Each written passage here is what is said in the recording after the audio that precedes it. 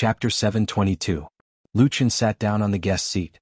The atmosphere of Aaron's talk show was very relaxed. The host and guests sat opposite each other as if they were chatting with friends. There was no need for too much pressure and apprehension, so it was easy to open up. Aaron asked first, "Mr. Lucien, do you have an English name?" Lucien thought for a moment and said, "You can call me Dawn." Dawn? Aaron's eyes lit up. Daybreak? Yeah, I like that name. She continued to ask, "Then Dawn, can you tell us your age?" Of course, I know this is a very private question, but before the show started, many people asked me to ask you this question. I think those girls are all your fans. Aaron deliberately emphasized the word girls, causing the audience to laugh knowingly. Lucien smiled and said, "There's nothing to hide, I'm 25 this year." 25 years old? Aaron had a look of reminiscence on her face. The best age of my life. I'm thinking about what I was doing when I was 25. Yeah, at that time, I had just entered New York TV station, looking forward to one day becoming a director of a TV station. But until now, I haven't realized my dream. The audience laughed. If Aaron really did realize her dream, it would probably be New York TV station's biggest loss. Aaron asked Lucien, "Dawn, I heard you're a singer?" Lucien nodded. "Yes." "Aaron, and an actor?" Lucien, "Yes." "Aaron, and you wrote your own scripts?" "Yes." The host asked a few questions in a row, and after getting a positive answer from Lucien, she was satisfied and introduced Lucien's identity to the audience, as well as his status and reputation in China. Many people in the audience only knew that Lucien was the hero who saved Flight UD-725, but they had no idea that he had so many other identities, such as being a household name in China. Through such a straightforward exchange, everyone had the most intuitive understanding of Lucien from China, letting them know that Lucien was not an ordinary person. Then, the topic turned to the UD-725 incident that everyone was most concerned about. Although the truth of the UD-725 flight incident had been completely exposed, and Lucien had accepted many media interviews at the press conference, the official interview was obviously different from the current conversation. Aaron's point of view was not to dig for more details or insider information. Instead, she was seriously discussing with Lucien about his thoughts during the crisis, as well as the psychological changes after the crisis. What was interesting was that Aaron also asked Lucien about his views on the United States. One of the biggest characteristics of Aaron's talk show was that there was no script. As a guest of the show, they had no idea what kind of questions Aaron would ask on the show, nor did they have a teleprompter. And in this interview that would be watched by tens of millions of Americans, Lucien's performance could be said to be impeccable. He answered Aaron's questions fluently in English. Although he did not say much, he was humble and appropriate, and occasionally had a few humorous words. This made the atmosphere very good, with the audience applauding, smiling, and laughing from time to time. Many of the audience were really surprised because in Lucien, they saw a very different Chinese person from the impression they were used to. Lucien was young, handsome, dashing, frank, generous, and fluent in English. Aaron asked, "If a Hollywood film company were to invite you to shoot a movie, would you stay in the United States to work?" Lucien smiled and said, "I'm very willing to cooperate with a Hollywood film company, but for now, I still have a TV series that I have not finished shooting in China, and I also have plans for a movie this year, so I have no schedule for the time being. Actually, I hope that I can get my own movie to be shown in the United States." Aaron smiled and said, "Then I'm looking forward to the day when I can see you on the American screen." Lucien said, "Thank you." At this moment, a slip of paper was passed from the audience, and it was passed to Aaron by the field assistant. This was another feature of Aaron's talk show, which was that the audience could write small slips of paper to ask the guests questions. Of course, the question slips had to be screened by the staff first, and there was a limit to the number of questions. Aaron opened the slip of paper and looked at it, then said to Lucien, "This is a request from a live audience member. He saw your video on the internet and he thinks that your singing is very good, so he would like to invite you to sing a song on our show. What do you think?" Lucien thought for a moment, then nodded and said, "Yes, can you find me a guitar? A normal one will do." Aaron smiled and said, "Of course, that's not a problem." She gestured to the staff on the sidelines, who quickly picked up the guitar. Lucien moved his chair and turned to face the audience. He held the guitar and pondered for a moment, then said, "In my country there's a saying, when you're in a place you should respect the customs of that place. So today I'll sing an English song." Even Aaron was surprised by this. Aaron's talk show had invited many singers, rock, folk, country, rap, etc. There was no lack of singers who would sing a song live. Aaron knew that Lucien was also a very good singer, but he was a Chinese. To choose to sing an English song on Aaron's talk show, and not his most familiar native language, it really required a lot of courage and confidence. Wasn't he afraid that he wouldn't sing well and be laughed at by others? But the experienced Aaron did not show any signs of abnormality. Instead, she smiled and applauded for Lucien. "I think this should be a very special song." Lucien said very seriously, "I want to use this song to pay tribute to my favorite, Evans Joyce. I want to thank him for his great works, which accompanied me through the most difficult years of my life." His words caused the audience to be stunned for a moment, and then there was a warm round of applause. Evans Joyce was the greatest folk singer in American history. He had released 5 albums in his life, and each album sold more than 35 million. His total sales reached 275 million, second only to the band Blue Sky. Evans's folk songs influenced an entire generation of Americans, and he was also one of the favorite foreign singers in the country. When Lucien was in college, he had listened to several of Evans's albums over and over again dozens of times. However, this great folk singer passed away in 2007 due to drug abuse. Chapter 723. Well, you only need the light when it's burning low, only miss the sun when it starts to snow, only know you love her when you let her go, only know you've been high when you're feeling low. When Lucien strummed the guitar strings and began to sing this song, the studio was very quiet. The audience, including the staff of the TV station and the host Irene, were very curious about which song Lucien would choose to pay tribute to Evans Joyce, the greatest folk singer in the United States. Would it be "The Way Home"? Would it be "Towards the Distance"? Or "Wildflowers That Never Wither"? These songs were the most classic works of Evans Joyce. However, no one expected that Lucien would play and sing a song that they had never heard before. "Only when it's hazy and dim do I think of the light.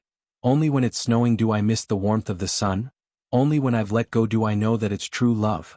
Only when I'm at the bottom do I think of the past." Listening to this charming folk song, the listener felt as if they were in a village bar, chatting with strangers about the girl they once loved and the past that had passed away. They suddenly found that there were people in the world who were in the same boat as themselves. That kind of sadness surged in their hearts like a tide. Until the glass was empty, they looked at each other drunkenly, and everything was in silence. Lucien's interpretation of this song was soft and soothing, with the calm feelings after letting go. He used a very special and delicate singing method to sing the theme of the work that love could not be recalled and ordinary life was the most precious. The melody of the song was beautiful with a touch of melancholy and sadness, with a touching appeal. Whether the audience had experienced the beauty of love or not, they would be deeply moved. At least, the audience present was moved. Some people were exclaiming softly, some people were thinking, some people couldn't believe it, and some people's eyes were red. "Only know you love her when you let her go, and you let her go," until Lucien finished singing the last sentence and put down the guitar in his arms. After a long time, people seemed to wake up from a dream, and the applause in the studio burst out fiercely. Aaron was the first to stand up and applaud Lucien. Everyone followed suit. "Thank you." Lucien stood up and bowed again to express his gratitude. The applause lasted for 2 minutes before it subsided. In the many episodes of Irene's talk show, such a scene was extremely rare. Irene bit her lips, her eyes flashing with a sparkling light. She used all her strength to calm herself down and asked Lucien, "Don, can you tell me the name of this song?" Lucien said, "This song is called Let Her Go." "Let Her Go." Aaron repeated the name of the song to herself and asked, "I've never heard this song before. Is it your original?" Lucien smiled and said, "It came from the memory of my dream." Aaron nodded. She opened her arms and gave Lucien a big hug and said emotionally, "Do you know? I'm Evan's most loyal fan and he's my best friend. The biggest regret in my life is that I couldn't be by his side when he passed away. Thank you for this song, thank you for not forgetting him." Lucien really didn't know that Aaron and Joyce had a sincere friendship, but he could completely understand Aaron's feelings at this moment. "I also thank you for giving me the opportunity to sing this song." Applause sounded again. On the evening of the 20th, New York TV aired the latest episode of Irene's talk show, as scheduled. Because New York TV had given an advance notice, everyone knew that the guest of this episode of Irene's talk show was the hero who saved Flight UD 725, Lucien. Therefore, other than Aaron's loyal audience, countless people sat in front of their TVs to watch that night's program. Then it caused a huge reaction. For most adult Americans, Evans Joyce and his ballads were undoubtedly an indelible memory in their lives, accompanying them through countless lonely nights. Many people had the experience of driving on the long interstate highway and listening to Evans's songs on the radio, other than rock music. Evans Joyce had many more fans in the United States than Aaron. This year was the 10th anniversary of Evans's death, so Lu Chen's tribute to him, Let Her Go, naturally had a special meaning. Most importantly, the style of Let Her Go had a lot of similarities to Evans's, so much so that some people on Audiobook suspected that Lu Chen had obtained a piece of work that Evans had never published before. Of course, such speculation was ridiculous and normal people would not believe it. But Lu Chen's performance of Let Her Go spread on social networks in the United States at the speed of light and quickly made it onto the Audiobook list. Then Evans Joyce's family expressed their gratitude to Lu Chen on Audiobook. Evans Joyce's life was full of ups and downs. He lost his father when he was very young, and his mother was locked up in the disciplinary center for drug abuse and theft. He grew up in a foster home, and he had a sister who was separated from him at a young age. He had 3 well-known relationships, but none of them were able to come to fruition. This was very deeply reflected in his songs, and it was also a painful memory in his life. The greatest folk singer in the history of the United States was unable to overcome himself and died of drug abuse. And Lu Chen's song, Let Her Go, undoubtedly awakened the fans' memories of Evans Joyce, as well as the sad and melancholy songs. In the latest episode of Irene's talk show, the scene of Irene holding Lu Chen with tears in her eyes after listening to this song also deeply touched the fans.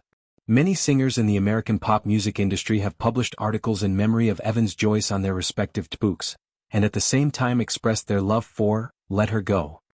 Without any recommendation, Let Her Go reached number 3 on the radio airplay chart on the 22nd, and the 1st to 7th place were all classic songs by Evans Joyce. As a result, hundreds of TV stations, newspapers and magazines sent invitations to Lu Chen for programs and interviews. Another Evans Joyce fan organization hoped that Lu Chen could attend the memorial event to be held in November. In addition, several Hollywood film companies and record companies have contacted Chinfei Media. However, Lu Chen had no time to care about these disturbances. He stayed in New York for 5 days. After participating in the last business negotiation, he flew to Los Angeles with Chen Feier. Note, Let Her Go lyricist/composer. Passenger, an English song that I like very much. Chapter 724. After more than half a year of preparation, coupled with more than 2 months of hard negotiations by Li Mushi in the United States, the obstacles to the online crowdfunding listing on NASDAQ have basically been cleared, and the registration and approval process is about to enter. As the price of listing, Li Mushi shares will drop to 37.5%, and after listing, it will be further reduced to more than 30%, while Lu Chen's 10% shares will also drop to about 5%. However, once the online crowdfunding is successfully listed, Lu Chen's net worth will soar by tens of billions or even billions. After signing a contract memo, he confidently handed over the rest of the work to Wang Yan and Li Mushi, and took Chinfei to Los Angeles from the east coast of the United States to the west coast. Los Angeles is located in the southwest of California, USA. It is the largest city in California, second only to New York in terms of population. It is known as the City of Angels, and is also known as the entertainment capital. The famous Hollywood is one of the symbols of Los Angeles. Los Angeles is also the last stop of Lu Chen's trip to the United States. He came to this entertainment capital mainly to inspect the top special effects production companies in Hollywood and pave the way for the future development of the special effects team of Chinfei Media. Hollywood's film industry is the best in the world. It has decades of accumulated experience in special effects production, and its strength is unrivaled. Because of its late start in this regard, although it has made great efforts to catch up, there is still a big gap. Like a Hollywood blockbuster, the investment in special effects production may be as high as hundreds of millions of dollars. For domestic film companies, it is an extremely difficult peak to surmount. High investment leads to high output. Hollywood's status in the industry is not just for show. In the northwestern suburbs of Los Angeles, there are dozens of special effects production companies and studios gathered on a piece of land of less than 10 square kilometers. And any second or third-rate studio is no worse than the team built by Chinfei Media with nearly $100 million investment. This is the gap in strength. Therefore, Lu Chen came here with a humble and serious attitude to learn. He will never be like some domestic filmmakers who spend money here to hire a team to produce special effects, and then advertise the work with, produced by Hollywood's top special effects team, only to be scolded in the end. In recent years, many Hollywood special effects teams have come to China to make money, but there has always been the problem of acclimatization. This was the most important reason why Lu Qin put all his effort into building a local team. Walking out of the passenger passage, Lu Qin immediately saw the signboard with his name on it, as well as the blonde girl who was holding it up. "Hello," he brought Qin Fei forward and said, "I'm Lu Qin. Are you Miss Jenny?" The blonde girl in her 30s was stunned for a moment before she smiled warmly. "Yes, I'm Jenny. Mr. Lu Qin, nice to meet you. Welcome to Los Angeles. You can call me Dawn." Lu Qin shook her hand and introduced her to Qin Fei. "This is my girlfriend Fei." Fei was the English name of Qin Fei. This Miss Jenny was the junior of Li Cha, the chief special effects artist of DreamWorks Special Effects Studio, a subsidiary of Qin Fei Media. She graduated from the University of Southern California and also worked in special effects production. She was currently working for a special effects production studio called Blue Sky Digital. And this Blue Sky Digital was the focus of Lu Qin's visit to Los Angeles. As for this Jenny, Richard had already contacted her a long time ago. She would be in charge of receiving Lu Qin. "Hello, Fei." Jenny gave Qin Fei a warm hug, then said to Lu Qin very seriously, "Dawn, you have a charming girlfriend. I swear, Fei is the most beautiful Asian woman I've ever seen." Qin Fei pursed her lips and smiled happily. Her fame and popularity in China were no worse than Lu Qin's, but in the United States, not many people knew her. Even if they introduced her, they would only say that she was Lu Qin's girlfriend. Although Qin Fei didn't mind, she still felt very happy to hear Jenny's praise. Lu Qin smiled and said, "Thank you, this is my luck." Jenny said, "You are a true hero. You deserve this kind of luck." Although this American chick wasn't very beautiful, her figure was quite good, and she was cheerful and enthusiastic, so they quickly got to know each other. Jenny drove a blue Toyota over and drove the two of them to downtown Los Angeles. As she drove, she asked, "Dawn, how long are you going to stay in Los Angeles?" Lu Qin replied, 2 days, no more than 3 days at most. Since Qin Fei flew to the United States to accompany him, the filming of You from the Star in China had basically stopped. Whether it was the impact or the loss was not small, so he planned to go back as soon as possible. The impact of the UD 725 incident had basically subsided, and the FBI no longer restricted him from leaving the country. "That's a pity," Jenny said regretfully. "There are many fun places in Los Angeles. 2 or 3 days is not enough." Lu Qin smiled and said, "We will come again next time and we will have to trouble you to be our tour guide." Jenny said, "Of course it would be best if—" "How is Richard these days?" Lu Qin and Qin Fei looked at each other and said, "He is very good. He is currently the chief special effects artist of our company." Jenny nodded, hesitated for a moment and then asked, "Is he married now?" Sure enough, there was something going on. Lu Qin replied, "No, as far as I know, he has always been single." Jenny nodded and said, "I've never been to the capital before." Lu Qin smiled and said, "Then you can fly over when you have time. Fei and I will treat you to the most delicious food in the world." There was no doubt that Chinese cuisine had a place in the world. Jenny's attention was immediately diverted, and she turned to discuss Chinese cuisine with Lu Qin and Qin Fei. They chatted and laughed along the way, and the Toyota smoothly arrived at the Hilton Hotel in downtown Los Angeles. The room had already been booked, so Lu Qin did not bother Jenny. He made an appointment with her to meet the next day, then dragged his luggage and checked into the luxury hotel chain with Qin Fei. Lu Qin also stayed at the Hilton Hotel in New York. He registered for a VIP membership, which allowed him to enjoy special treatment in Hilton hotels all over the world. After staying at the Hilton Hotel for one night, Jenny called his room at 9 o'clock the next morning. Lu Qin and Qin Fei had just finished breakfast, so they left the hotel to meet up with Jenny. They rushed to the location of the Blue Sky Digital Special Effects Production Studio and began their formal inspection. Chapter 725. In the northwestern suburbs of Los Angeles, in the Flushing Art Park. There were no high-rise buildings like in the city. 3- or 4-story, artsy buildings were hidden in the shade. The clean roads were wide and straight, giving off a sense of tranquility far away from the bustling city. However, this art park adjacent to Hollywood was an indispensable part of the American film industry. Dozens of special effects companies and studios were gathered here, and the annual output value was astonishing. The Blue Sky Digital Special Effects Studio that Lu Qin was going to visit was one of the best. This special effects studio was very young. It had only been established for 5 years, but it had already participated in the special effects production of many Hollywood blockbusters. It had a passionate and energetic team. Moreover, the members of Blue Sky Special Effects were very young. The three co-founders, Mill, Andrew, and Christopher, were all graduates of the University of Southern California. The oldest was only 29 years old.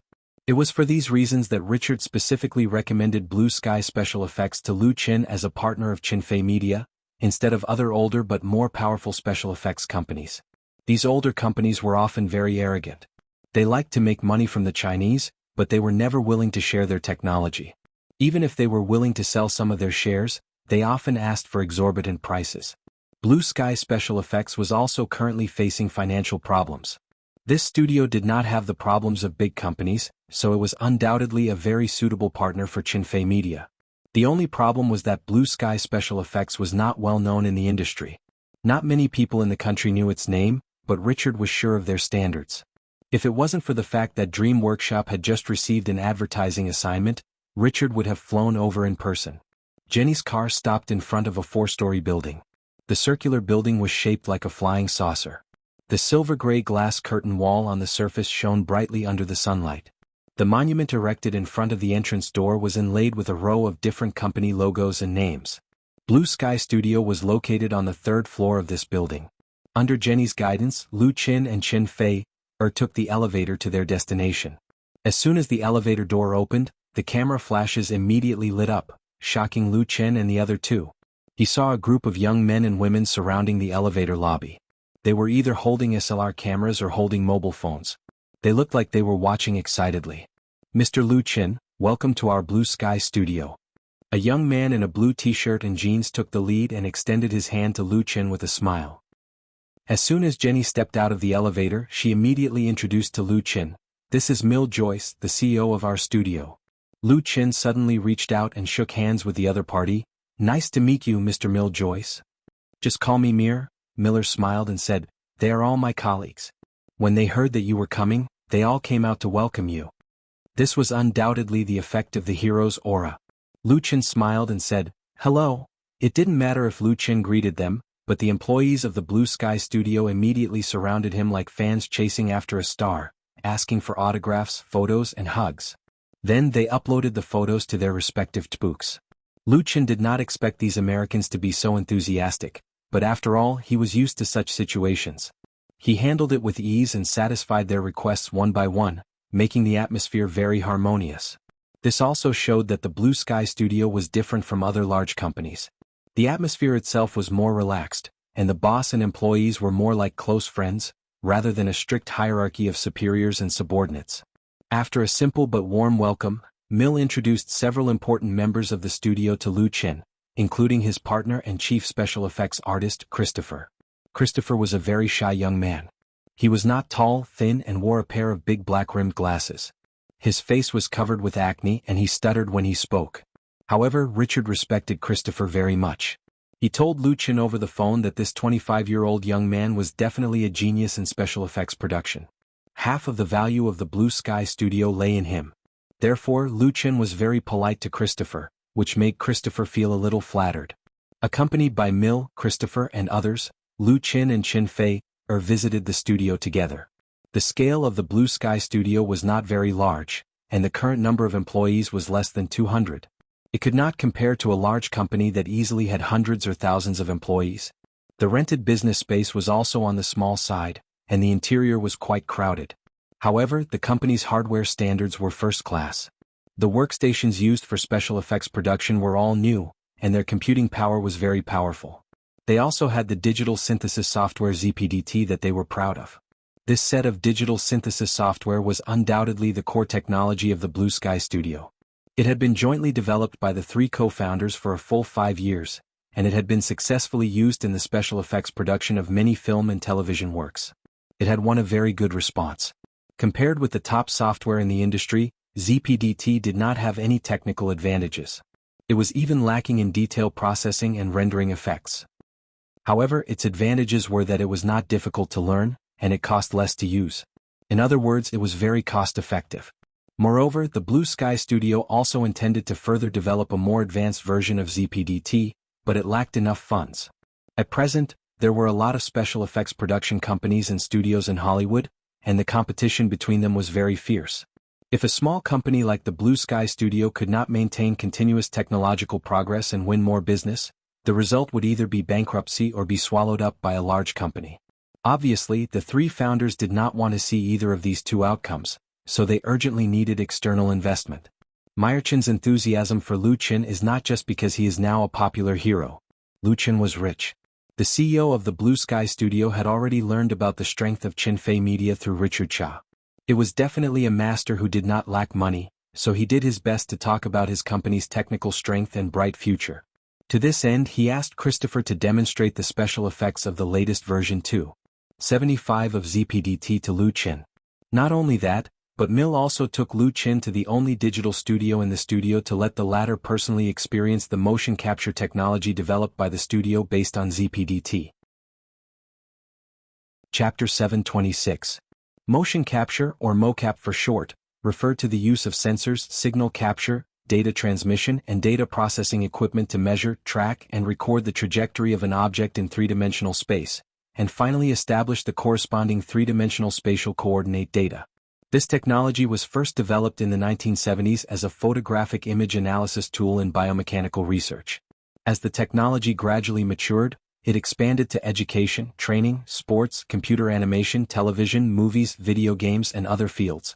In 2009, when America's most famous sci-fi director, Mike Cate, filmed the sci-fi blockbuster Starry Sky, the special effects CG was completed using motion capture technology throughout the entire process, achieving the perfect combination of motion capture technology in the film, making mocap a milestone in the film industry. Starry Sky was officially released in 2011, and the global box office exceeded $2 billion. It won 5 Academy Awards as well as several Oscars for science and technology.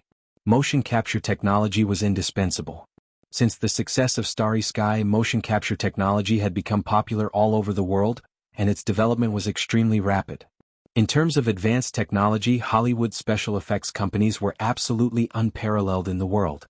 In the past few years, China had also introduced a full set of motion capture technology, but the domestic special effects companies' mocap always had problems with stiff, unsmooth movements and poor details. There was a huge gap between the standards of Hollywood and mocap. Lu Qin had a certain understanding of mocap. This time in the United States, he was very concerned in this aspect because in the big Wuxia IP plan that he was going to create, it would inevitably involve a large number of motion capture technology, including movies, animation, games, and so on. Therefore, Miller's proposal was exactly what he wanted. Blue Sky Studios' mocap was not the best in the industry, but it had its own unique technology and patents. Compared to their counterparts in the United States, in addition to lagging behind in funds, technology, and personnel, the accumulation of technology research and technology patents was like heaven and earth. Small companies like Blue Sky Studio also invested a large amount of funds and manpower into technology research and development, forming their own advantages and patents. The digital studio it owned had an area of nearly 200 square meters, and a height of 12 meters. It was transformed from the original open-air central garden of the building, and a large number of high-end equipment was concentrated in it. It was considered the studio's core asset. There were hundreds of optical cameras in the studio which could record the target 360 degrees without any blind spots, and it was also equipped with a 3D holographic scanning system. When Mill introduced them to Lu Qin, there was an indescribable pride in his voice. "We are the best." He asked his staff to send him a set of black clothes and said, "This is the FGK data suit that our studio has registered and patented. It has 277 high-precision sensors that can capture the slightest movement. Mr. Lu Qin, do you want to try?" Lu Qin nodded. He was really interested. Miller smiled and said, "Very good. I'll get everyone to prepare. Please put it on first." It was not easy to put on the data suit. With the help of 2 professionals in the changing room, it took Lu Qin 20 minutes to put it on. The size of the data suit could be adjusted, so it fit perfectly. Lu Qin tried it on and his joints were very flexible. There was no sense of obstruction. It felt like he was wearing a set of close-fitting underwear. However, it looked very high-tech. Nearly 300 high-precision sensors flashed a faint blue light after they were powered on, creating a psychedelic visual effect. Under the guidance of the staff, Lu Qin came in front of a huge green screen. 3 digital cameras were aimed at him from different positions. Mill stood at the side of one of the cameras facing Lu Qin. There was also a row of computer screens in front of him. The CEO of Blue Sky Studio said aloud to Lu Qin, "Lu, you can play freely. Do whatever you like. Walk, run, jump, whatever you like. Lu Chen's understanding of motion capture technology was limited to the relevant information. This was the first time he had experienced the magic of this technology. After getting used to the data suit, he began to move. Lu Chen did not follow Mill's suggestion. Instead, he improvised a set of mountain-crushing fist. Mountain-crushing fist came from Mo Rant's memory in the dream world. This set of fist technique was not a traditional martial arts routine, but a military boxing technique passed down from ancient times. It was equivalent to ancient military boxing, fierce, and focused on actual combat effects. In the beginning, the speed of Lu Chen's moves was not fast. His punches and kicks were steady and strong. However, as the muscles and tendons of his body gradually became active, the speed of his punches and kicks increased, and the strength increased exponentially. Mountain-crushing fist, as the name suggested, was a fist that could shatter rocks and break mountains. Although it was impossible to truly shatter a mountain in reality, the emphasis on strength and momentum was the essence of this set of fist techniques. The mountain-crushing fist that Lu Chen performed undoubtedly brought this essence into full play. The fist blasted forward, and the wind howled and awe-inspiring. In the studio there were more than 20 people from Blue Sky Studio. Everyone's attention was on Lu Chen. At first, they were puzzled and did not understand what Lu Chen was doing. Lu Chen's movements were neither boxing nor judo. Could it be a Chinese style of acrobatics? However, soon the doubts, curiosity, and even mockery on their faces all turned into shock. Mill was dumbfounded. Even at a distance of 5 or 6 meters, he could clearly feel the power contained in Lu Chen's punches. Putting aside the unfamiliar feeling of novelty, Lu Chen's mountain-crushing fist also made him realize what was called the beauty of violence. Although there was no target opponent, Lu Chen's attacks were like a storm, making the onlookers feel suffocated and even tremble. This was because they could imagine themselves standing on the opposite side of Lu Chen, and what kind of harsh blows they would have to endure. This kind of instinctive awe stemmed from life's strong power made everyone hold their breath. The only thing that could be heard in the studio was the whistling sound of Lu Chen's fists and feet breaking through the air. The whistling sound was endless. Then these Americans could not see Lu Chen's moves clearly. They only saw the shining light of the sensor on the data suit connecting into a faint blue light and shadow, dancing and circling in front of the green screen. Many people swore that this was one of the most incredible scenes they had ever seen in their lives. Chapter 727. Ever since the life-changing dream, Lu Chen began to practice martial arts every day. It gradually became a deep-rooted habit in his life. Usually, unless he encountered a very special situation, he would wake up every morning to practice martial arts to strengthen his body. Compared to 3 years ago, his physique was many times stronger, and his skills were getting more agile and sharp. Otherwise, he wouldn't have been able to dodge the bullets on Flight UD-725 and subdue a former elite member of the U.S. Marine Corps in one fell swoop. Now that he was wearing the data suit to practice the mountain-collapsing fist, it wasn't that Lu Chen was deliberately showing off. He needed to test his opponent's technical strength to determine if he should import it into China in the future to serve his Wuxia IP plan. According to Lu Chen's plan, he would release a series of Wuxia works in the next 10 years. Then he would create movies, long-form TV series, online games, mobile games, animated videos, and so on. Due to the uniqueness of the Wuxia theme, motion capture technology would undoubtedly play a great role in it. Although in practical applications, actors or stunt doubles didn't need to be so fast, the more advanced the technology, the better the effect it could achieve. Therefore, when Lu Chen used his fists and kicks, he didn't hold back and went all out. This brought great shock to the Americans present. Even Chin Feier, who was the most familiar with Lu Chen, opened her eyes in surprise. She knew that Lu Chen was very good at martial arts, but she didn't expect it to be at such a high level. Whoosh! Lu Chen punched again, but his fist hit the air and made a loud explosion. His figure then stopped as if time had frozen in that instant. After a while he pulled back his fist. With a long breath, Lu Chen made an okay gesture to Miller, who was already dumbfounded, indicating that he was done. It was only after the other staff reminded him that Miller woke up from a dream. He said helplessly, "Huh? It's over? Okay, that's great, OMG." He couldn't even speak coherently. Lu Chen smiled and said to the staff next to him, "I'm going to change." Back in the locker room, he changed out of the high-tech data suit and put on his coat. The attitude of the two staff members who were in charge of assisting towards Lu Chen had obviously changed. Not only were they much more enthusiastic and considerate, but they even had a bit of worship and respect towards him. He really lived up to his reputation. When Lu Chen returned, Mill finally returned to normal. However, he was still very excited and asked eagerly, "Mr. Lu Qin, what skill did you just demonstrate? Was it a fighting skill from China?" "More accurately speaking, combat techniques," Lu Qin explained. "You can call it China Kung Fu." He said the word Kung Fu in Chinese. "Chinese Kung Fu." Miller repeated the words Lu Qin had just said, a little awkwardly.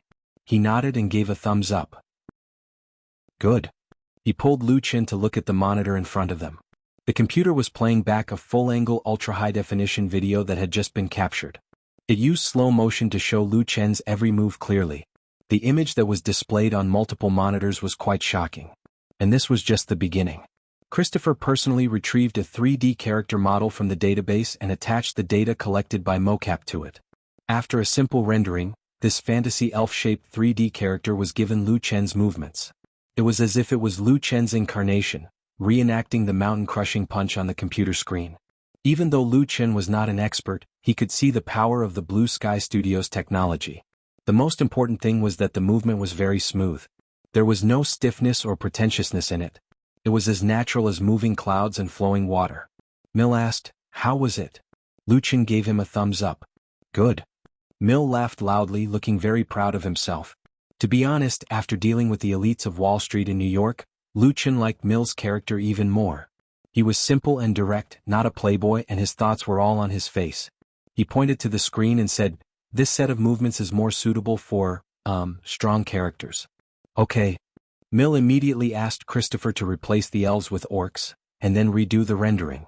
It was the same CG character, but the burly, muscular orc was using the same mountain-crushing punch, but the effect of the aura was completely different.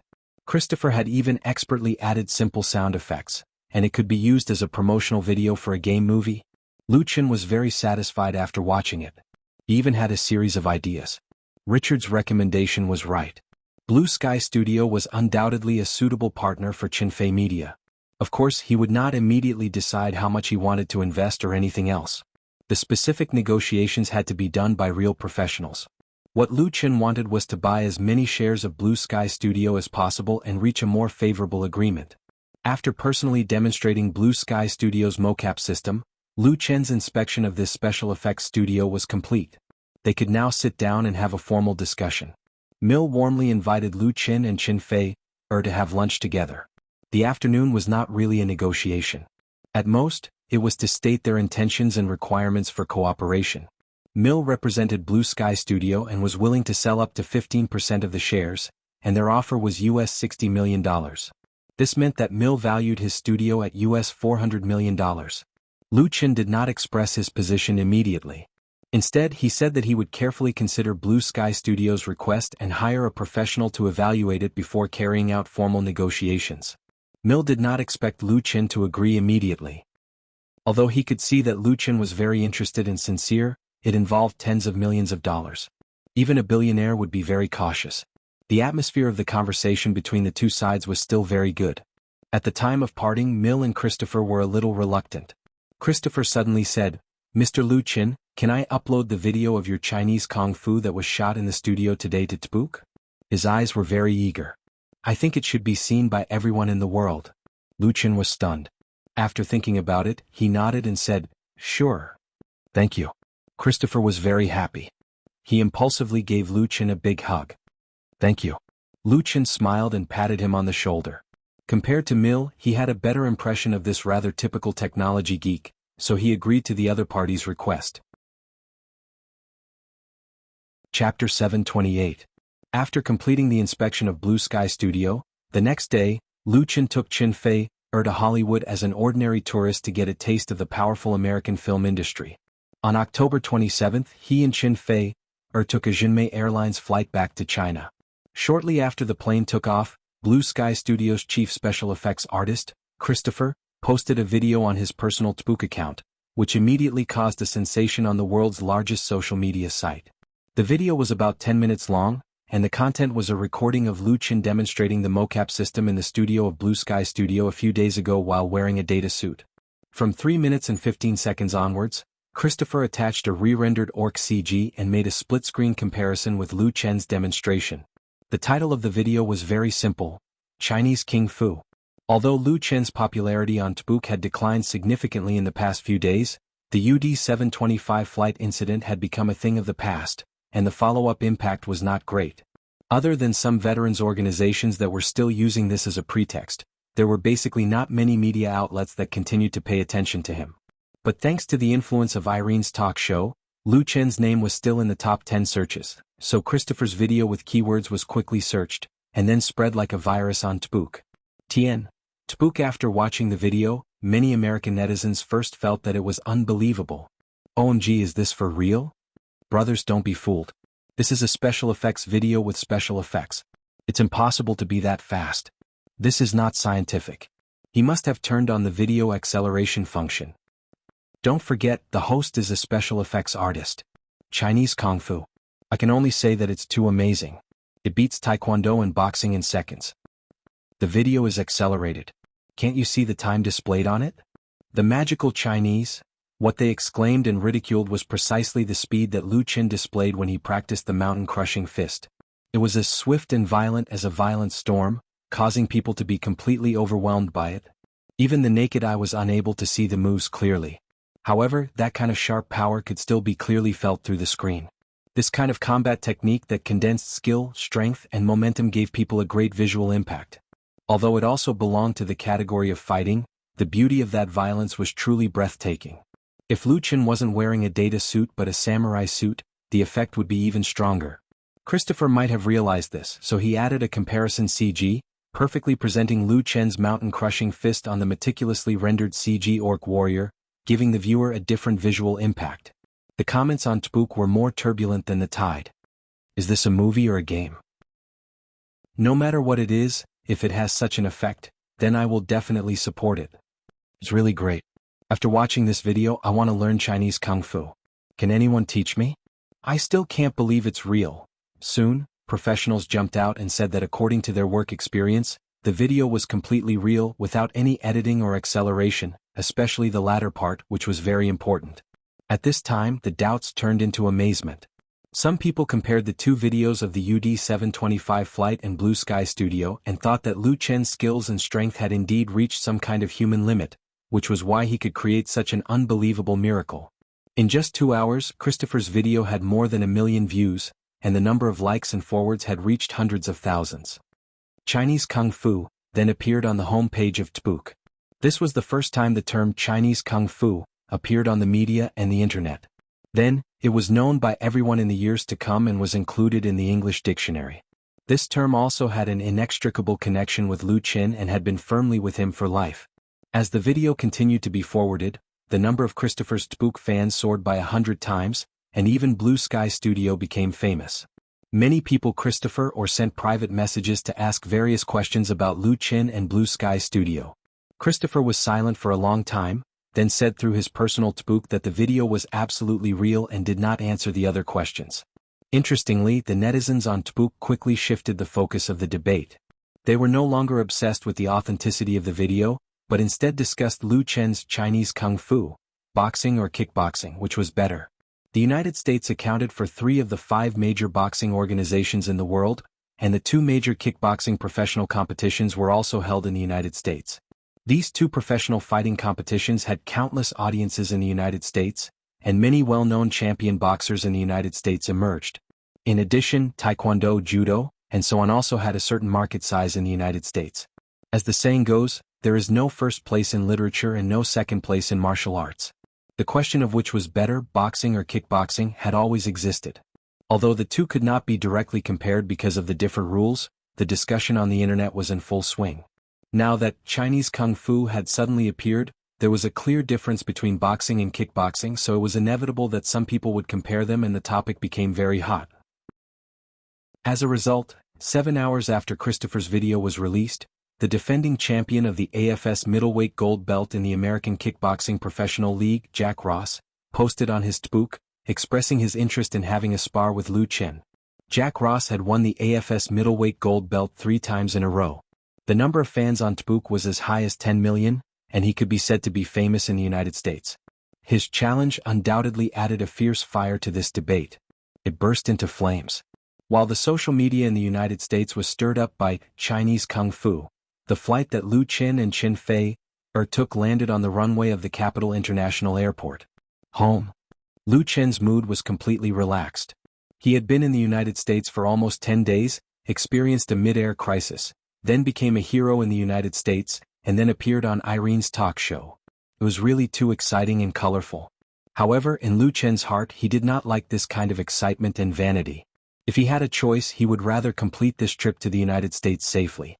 Fortunately, he was accompanied by the person he loved the most. Perhaps after experiencing that dream, he was destined to not live a peaceful life. This was particularly felt when Lu Chen and Qin Fei walked out of the passenger passage together. Chapter 729. Click, click. The sound of the camera shutter was like rain hitting on a banana leaf, and the flash was blinding. Outside the exit of the passenger passage, there were countless reporters with all kinds of cameras that made people dumbfounded. Lu Chen and Qin Fei, who were walking among the returning passengers, were recognized as soon as they appeared. If the airport had not arranged a large number of security personnel to maintain order at the scene, the reporters would have swarmed over. Even so, they tried their best to put the microphone in front of Lu Chen and Qin Fei. Mr. Lu Chen, can you talk about your trip to the United States? How does it feel to be an American hero? Can you say a few words? Miss Qin Fei, what do you think? Lu Chen, Jack Ross challenged you. Will you accept it? Yes, can you say a few words? Lu Chen had seen a lot of big scenes, but the scene in front of him still made his scalp tingle. If he had known this would happen, he would have taken the VIP passage. He did not expect these reporters to be so powerful. The information about his and Qin Fei's return flight was leaked. Not only did a large number of reporters come to the scene, but many fans came to pick them up. Under normal circumstances, Lu Chen would interact with these hardworking fans, sign autographs, take pictures with them, and so on. But today he really could not. There were too many people and it was too chaotic. It had a big impact on the order of the airport. So he could only apologetically wave to the fans who held up the support signs. He did not answer any questions from the reporters. Under the escort of several airport security personnel, he met up with Zhang Xiaofeng, the assistant who came to pick him up, and left. Sitting in the back seat of the Mercedes-Benz, Lu Chen was finally relieved when the car drove out of the parking lot. Qin Fei wondered, I just heard someone say that Jack Ross challenged you. What's going on? She followed Lu Chen everywhere in the United States and never knew about this. Who was Jack Ross? But since the reporters asked, it was definitely not a trivial matter. Lu Chen shrugged. He was also baffled. Instead, Zhang Xiaofeng, who was driving, said, Jack Ross is the AFS middleweight champion of the American Kickboxing Professional League. He has defended his golden belt 3 times. I've seen a lot of his competition videos. He's a very powerful person. Lu Chen frowned. I'm not playing AFS. Why is he challenging me? Zhang Xiaofeng smiled and said, Boss, the Chinese Kung Fu that you filmed at Blue Sky Studio was uploaded online and caused a huge sensation in America.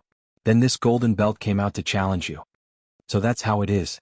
Lu Chen came to a sudden realization and laughed involuntarily. If I had known earlier, I wouldn't have agreed to Christopher's request. When he left after inspecting Blue Sky Studio, Christopher had made a request to upload the video. At that time, Lu Chen did not care about it, and also because he had a good impression of the chief special effects artist, so he casually agreed. He did not expect to provoke a challenge from an AFS golden belt. Lu Chen was no stranger to AFS.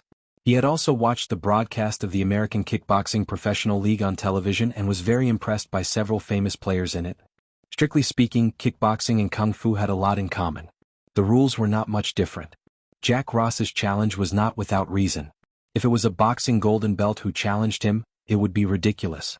Zhang Xiaofeng continued, now that it has spread to China, it's very noisy on the internet.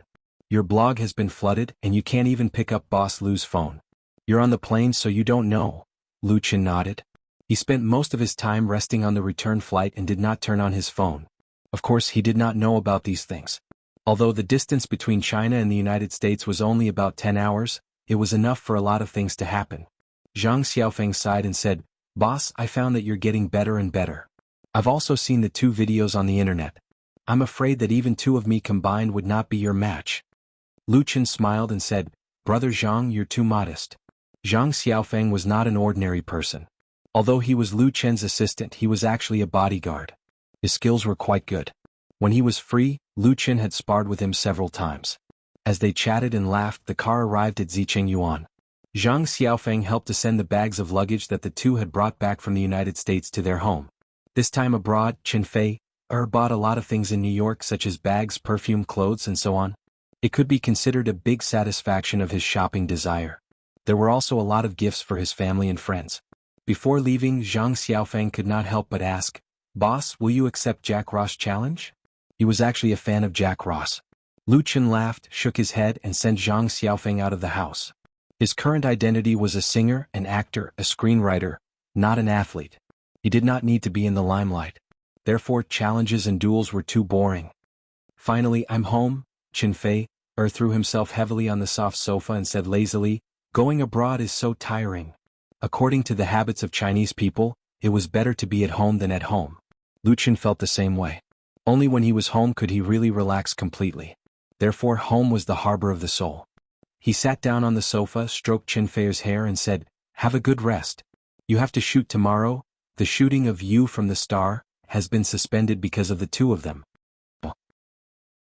Qin Fei grabbed a pillow and threw it on him. She said coquettishly, "You're so annoying. You just came back and you're talking about work. I don't want to shoot, I don't want to work, I don't want to do anything."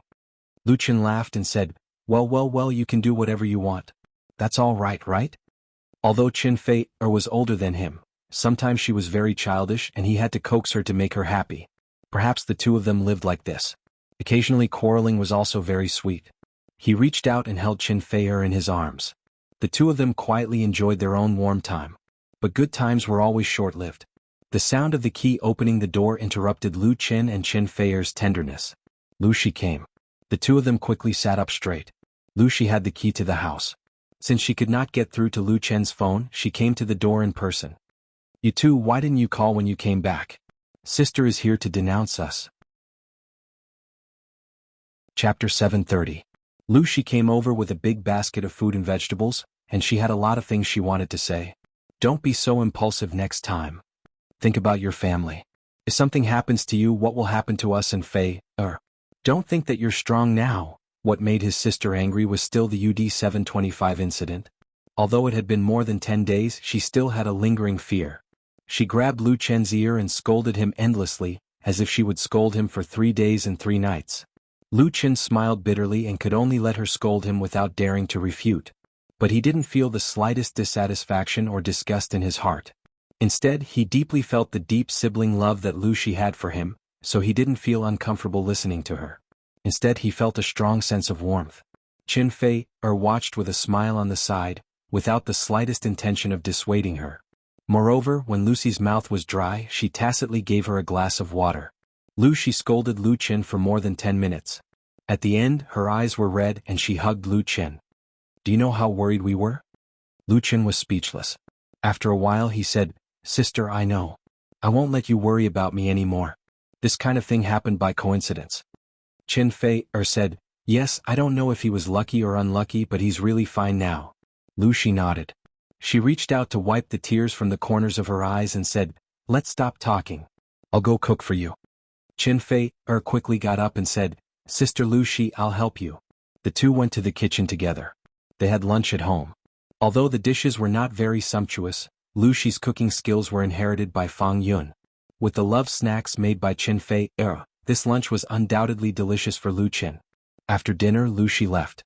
Lu Chen and Qin Fei took their own showers. Qin Fei didn't sleep well on the plane, so he went to take a nap. Lu Chen was still in good spirits, so he ran to the study and turned on the computer. He hadn't been online for the past 2 days, so he didn't know much about the current trend of public opinion on the internet, so he had to pay attention to it. As soon as he logged into his blog account, Lu Chen was shocked. There were too many private messages and @s in the website, and the notifications from the system were terrifying. After spending a lot of effort, Lu Chen finally sorted out his thoughts. First of all, he finished watching the video that the fans had uploaded from Tbook, which was the one that Christopher had personally made. It had caused a great sensation on both Tbook and Wave's blogs. Watching the popular video with himself as the protagonist on the computer, Lu Chen felt that it was very interesting. Christopher's technology was very good, and he completed the CG in just a day or 2. He couldn't help but like it. This also made Lu Chen firmly believe in the idea of cooperating with Blue Sky Studio. At present, for his big IP plan, special effects production was undoubtedly a weak link, because whether it was a martial arts movie, TV series, or games, it would inevitably involve a lot of CG special effects. Although DreamWorks Workshop had been established, it would take more time and more investment to really mature.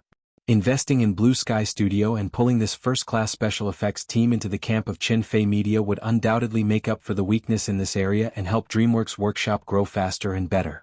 Currently, Lu Chen's business assistant, Wang Yan, was negotiating with Blue Sky Studio in Los Angeles. With the help of Li Mushi, he believed that it was only a matter of time before they reached a cooperation agreement that both parties were satisfied with. After watching the video, Lu Chen turned his attention to Jack Ross again.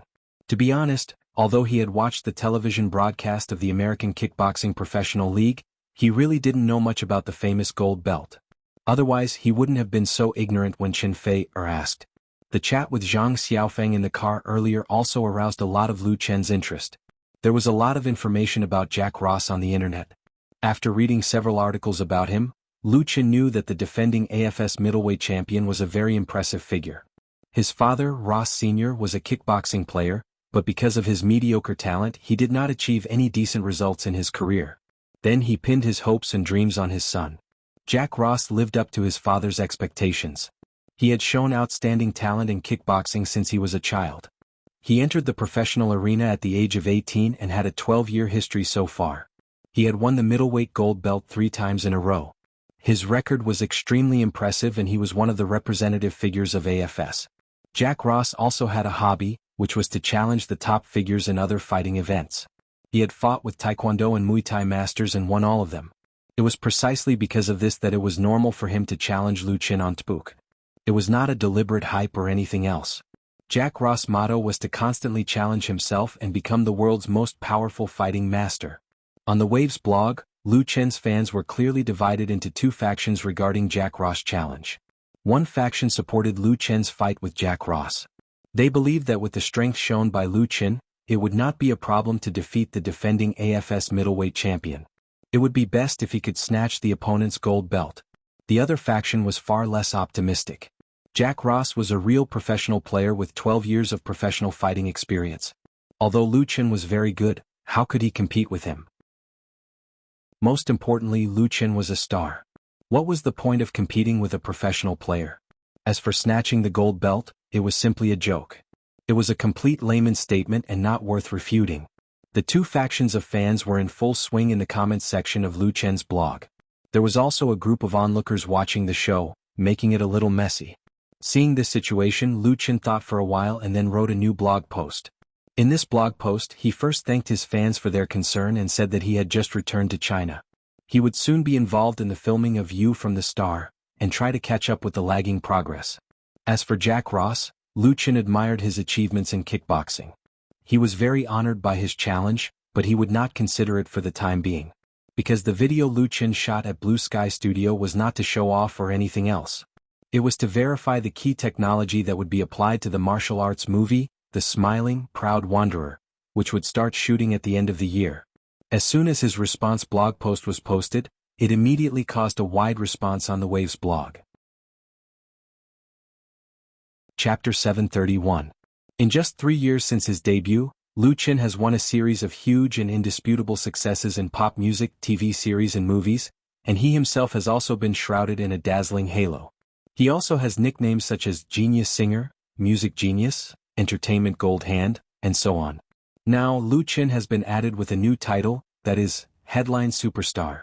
Look at the attention that public opinion has paid to him in the past week or so. It can't be said that he is in the headlines every day, but in the entire entertainment industry, who is more dazzling than him? What makes people most speechless is that Lu Chen is not only in the headlines in China, but also in the headlines in the United States. It can be said that he is popular on both sides of the Pacific Ocean, from the east coast of the United States to the west coast, and has influence all over the world. The UD 725 flight incident, Irene's talk show interview, Chinese Kung Fu. He is always creating new miracles. On Waves blog, the number of Lu Chen's fans has exceeded the 80 million mark, and he has jumped to first place. Therefore, he now casually posts a blog post, and it will receive countless likes, reposts and comments, not to mention that the content of this blog post is quite informative. My chin is mighty. It's a pity. I wanted to see the blogger defeat the Americans. It's really childish to say that he will defeat the Americans. This kind of challenge doesn't need to be paid attention to. Lu Qin did the right thing.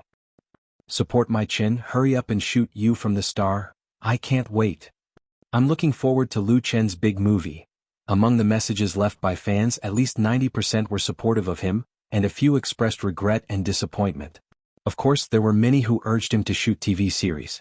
During Lu Qin's absence from China, the original 2 episodes of You from the Star broadcast by Beijing Television and Zhidong Satellite TV have been changed to 1 episode a week, and there will be no sequel after this week's broadcast. For fans of You from the Star, the interruption is simply unbearable, so they have complained on blogs, looking forward to Lu Qin resuming normal shooting work as soon as possible. Now they finally got their wish. The second day after returning to Beijing, the shooting of Xingyu Crew in Huairou Film and Television City returned to normal. Lu Qin and Qin Fei put in a lot of enthusiasm to make up for the lagging progress. Although it had been interrupted for more than 10 days, there were no problems with the crew under the supervision of Fang Hui. In addition, the 2 protagonists were in excellent condition, so today's shooting went very smoothly. From morning to afternoon, they had actually completed almost half an episode of filming.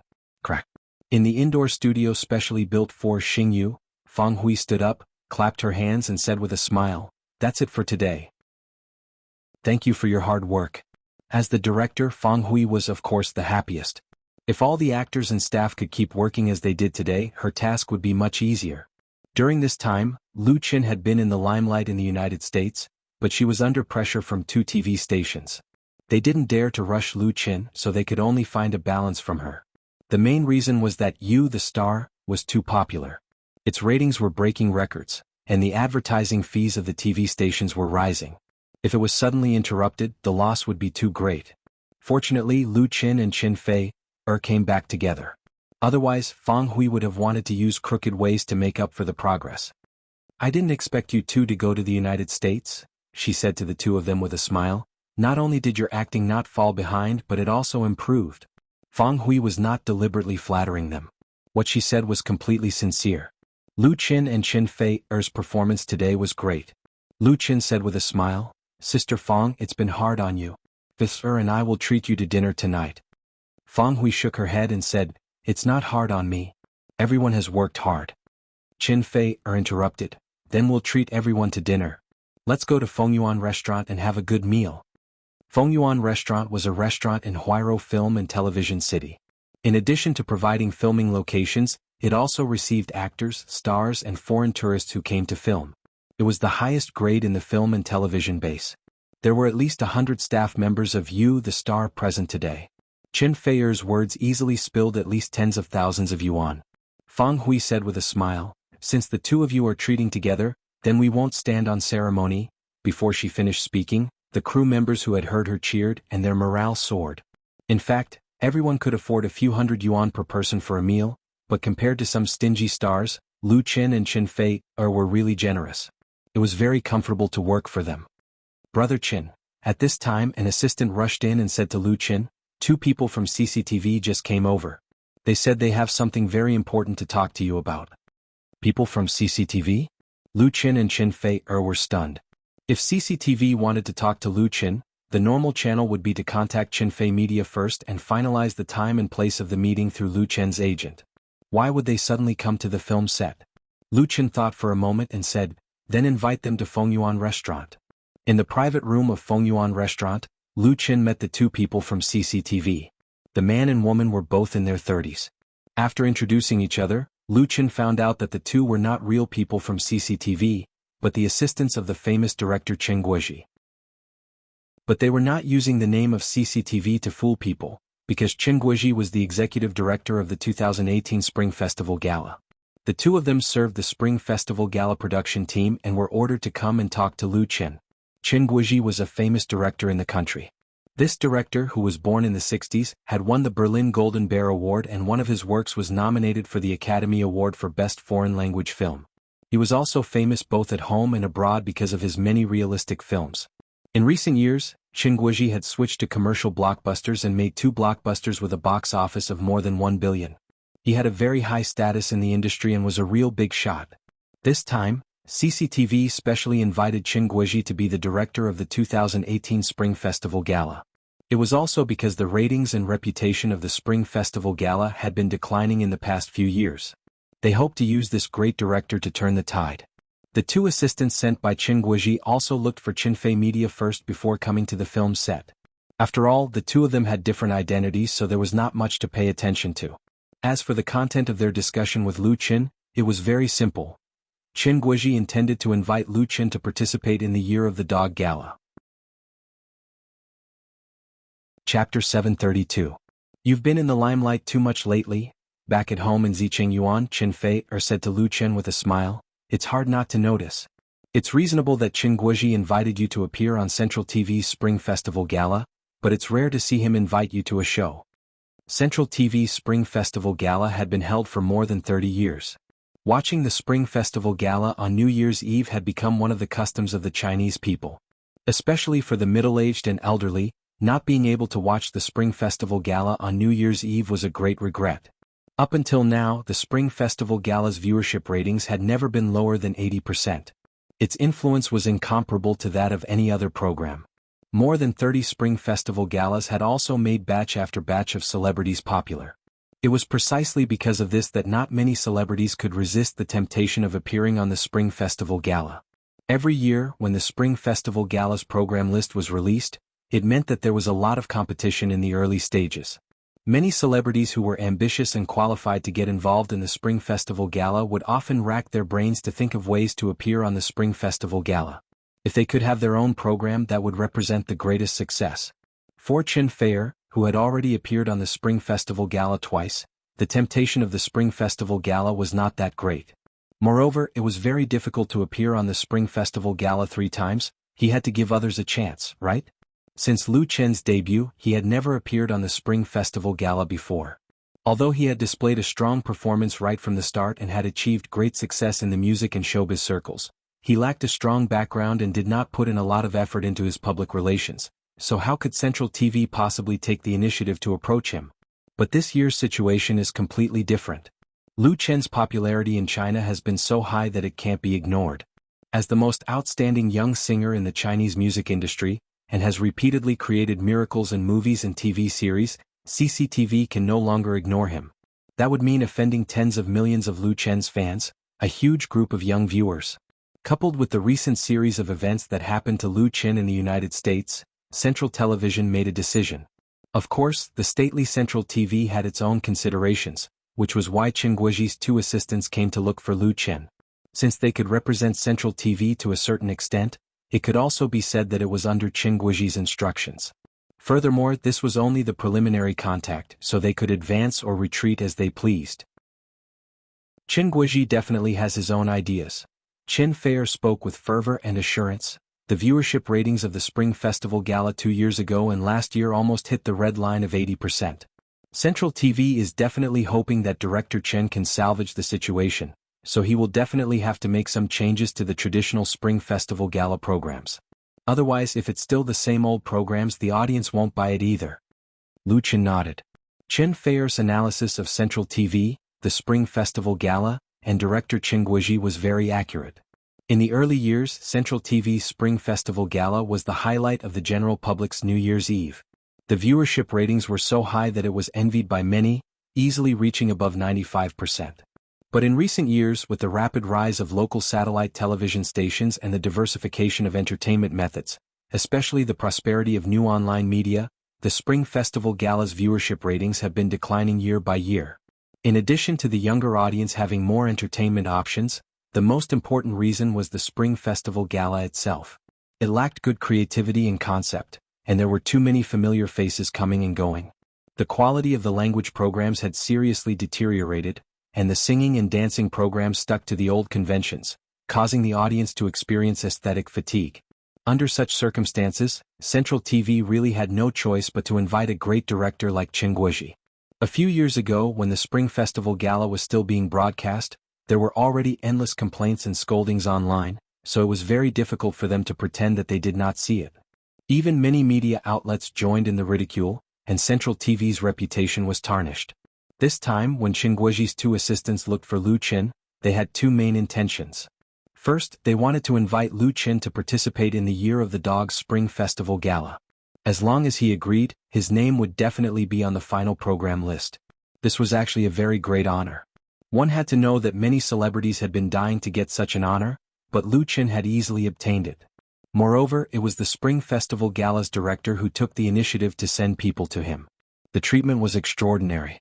Chen Guiji's other intention was to hope that Lu Qin could come up with a plan for the Spring Festival Gala and provide good suggestions and ideas. This idea was not something he came up with on a whim. Not to mention Lu Qin's talent in the field of original music, his film and television scriptwriting ability was even more impressive. So far, one of Lu Qin's movies and 3 television series were all his own creations. Even the novels adapted from the television series sold very well. If Chen Guiji wanted to recover the declining viewership of the Spring Festival Gala, it was undoubtedly far from enough to rely on his own ideas. What he needed was to brainstorm, which was why he revealed his intentions to Lu Qin. In this regard, Lu Qin's reply to Chen Guiji's 2 assistants was that he needed to consider it carefully. Now he wanted to hear Chen Fei-er's opinion. Chen Fei-er leaned comfortably in Lu Qin's arms and seriously gave him advice. First of all, we can't refuse the Spring Festival Gala, and there is no need to refuse. The key lies in the program. An exclusive singing program is necessary and you need to strive for it. Group singing or continuous singing is meaningless, and it doesn't match your current popularity and status. In addition, it is important to build a good relationship with Chen Guiji. She turned to look at Lu Qin. Our company is going to shoot The Smiling, the Proud Wanderer at the end of the year, right? If we can invite Chen Guiji to be the director, that would be the best.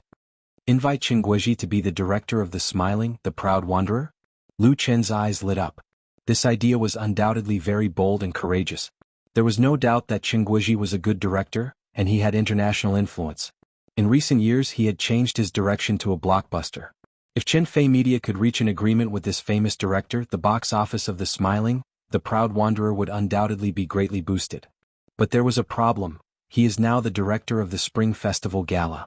I'm afraid he won't have time to direct The Smiling, the Proud Wanderer at the end of the year, right? Chen Fei-er smiled. If we can reach an agreement, what's the problem if we delay it until after the new year? We can totally release The Smiling, the Proud Wanderer in the summer of 2018. That's right. Lu Qin was completely convinced. He couldn't help kissing Chen Fei-er's face. I will listen to you, my wife. Don't be too optimistic. Chen Fei-er rolled her eyes at Lu Qin and said, it is not easy to invite Chen Guiji. You don't know how many people are waiting in front of his house with boxes full of money. You have to show your sincerity. For example, in this year's Spring Festival Gala, I see, Lu Qin couldn't help but fall into deep thought. He really had some ideas. Chapter 733. The official meeting between Lu Qin and Chen Guiji would take place 7 days later at a private clubhouse in Beijing. This clubhouse had a long history and had many members from the business and entertainment circles. It was considered one of the best in Beijing, where there were many crouching tigers and hidden dragons. The environment and privacy were excellent. In order to meet with Lu Qin, Chen Guiji had specially booked a private room, which fully showed the importance of this great director to Lu Qin. There were only 4 people from both sides meeting. Lu Qin brought Chen Fei-er, and Chen Guiji brought his assistant. Chen Guiji was in his 50s this year. He was very thin and short. He didn't have much flesh on his face, so his cheekbones were high, but his eyes were bright and full of expression. His appearance was very distinctive. After meeting and greeting each other, everyone sat down together. Chen Guiji said with a smile, Miss Chen Fei-er is getting more and more beautiful. It should be the magic of love. The great director actually made a joke with Chen Fei-er, which immediately made the atmosphere in the private room relaxed. Chen Fei-er pursed her lips and smiled. Thank you for your compliment. You are also getting younger. She had worked with Chen Guiji before and had a cameo role in one of the latter's movies. But speaking of which, the 2 sides hadn't seen each other for several years. The entertainment circle wasn't big. Some people could bump into it every day, but it wasn't small either. It was bustling with people coming and going, and it had an iron camp and flowing soldiers. In response to Chen Fei-er's slightly teasing response, Director Chen stroked his sparse hair and said with a wry smile, I'm old. My romantic life will always be blown away by the wind and rain. Now it's the world of you young people. He looked at Lu Qin and said, Lu Qin, well, is it okay if I call you Xiao Lu? Lu Qin smiled and said, Director Chen, it's my honor. Lu Qin wasn't being polite. He also admired this great director very much. He was a true great senior. Qin Guozhi nodded and said, "Xiao Lu, I know your time is precious and I'm also very busy. Let's skip the pleasantries and get straight to the point." Lu Qin hurriedly straightened his back. "Go ahead." Qin Guozhi said bluntly, "I won't hide it from you. After taking on the Central TV Spring Festival Gala, I'm under a lot of pressure. I'm just afraid that the audience won't be satisfied with the final performance. The budget for next year's Spring Festival Gala is about 300 million renminbi. Although it can be earned back through the advertising bids, the people are not satisfied with it. They are cursing on Lunar New Year's Eve. Don't you think that 300 million renminbi is a waste? Do I have any responsibility as the director?" Lu Qin listened quietly, feeling rather emotional. He didn't know much about the Spring Festival Gala, but he knew a little about it. The cost of Central TV's Spring Festival Gala was getting higher and higher, but the viewership ratings were dropping year by year. There were many voices of criticism on the internet, saying that hosting the Spring Festival Gala was a complete waste of the people's hard-earned money. Such a statement was, of course, too extreme. After all, the current Spring Festival Gala was largely run on a commercial model. It wasn't completed by the government's budget, and it had even achieved huge profits. But the big drop in the reputation of the Spring Festival Gala was an indisputable fact. The audience's aesthetic needs were constantly increasing, and Qin Guozhi, who had taken on this responsibility, naturally felt a lot of pressure. And he didn't hide this point at all. Currently, there are about 500 to 600 performances that have been submitted. I've seen more than half of them, but no more than 5 of them caught my eye. Actually, there was something else Qin Guozhi didn't say. That was, as the director of the Spring Festival Gala, he did not have full authority to choose the performances. This was because there were too many people eyeing this area, and it would affect the interests of all parties involved. Qin Guozhi's intention was to try his best to get as many high-quality performances on the Spring Festival Gala as possible within the scope of his authority, so that the ordinary audience would be satisfied and happy to watch it. However, it was really not easy to achieve this. "Xiao Lu," Qin Guozhi said very sincerely to Lu Qin, "I've heard a lot of your pop music works. In my opinion, you're currently the best singer and composer in the country, so I hope that you can specially write a song for the Spring Festival Gala. As for the form of the work, it's entirely up to you to decide." In fact, Qin Guozhi had already expressed his intentions to Lu Qin in advance through his assistant. Now that he said it again, it was undoubtedly to emphasize the importance and trust he placed on Lu Qin. It must be known that Lu Qin and Qin Guozhi did not know each other at all. The two of them had never had any contact with each other. This kind of importance and trust was very valuable, especially when it was placed on the big stage of Central TV's Spring Festival Gala that was watched by hundreds of millions of people. This made even Lu Qin feel the pressure.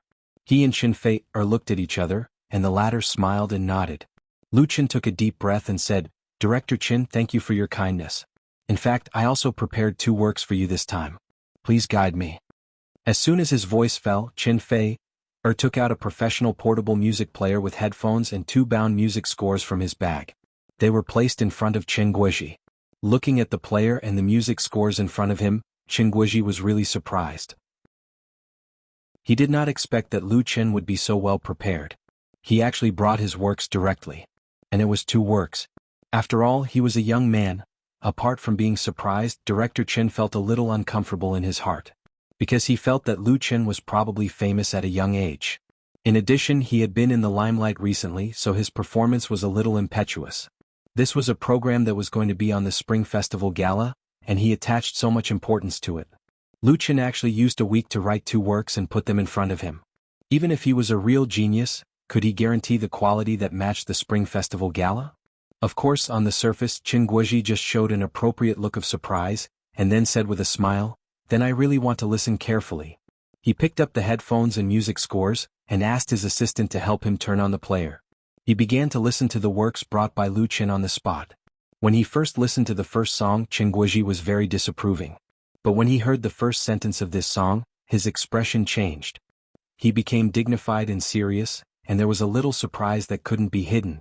Then as he listened deeper, his surprise continued to expand, and he even closed his eyes. After the song finished, Qin Guozhi suddenly opened his eyes.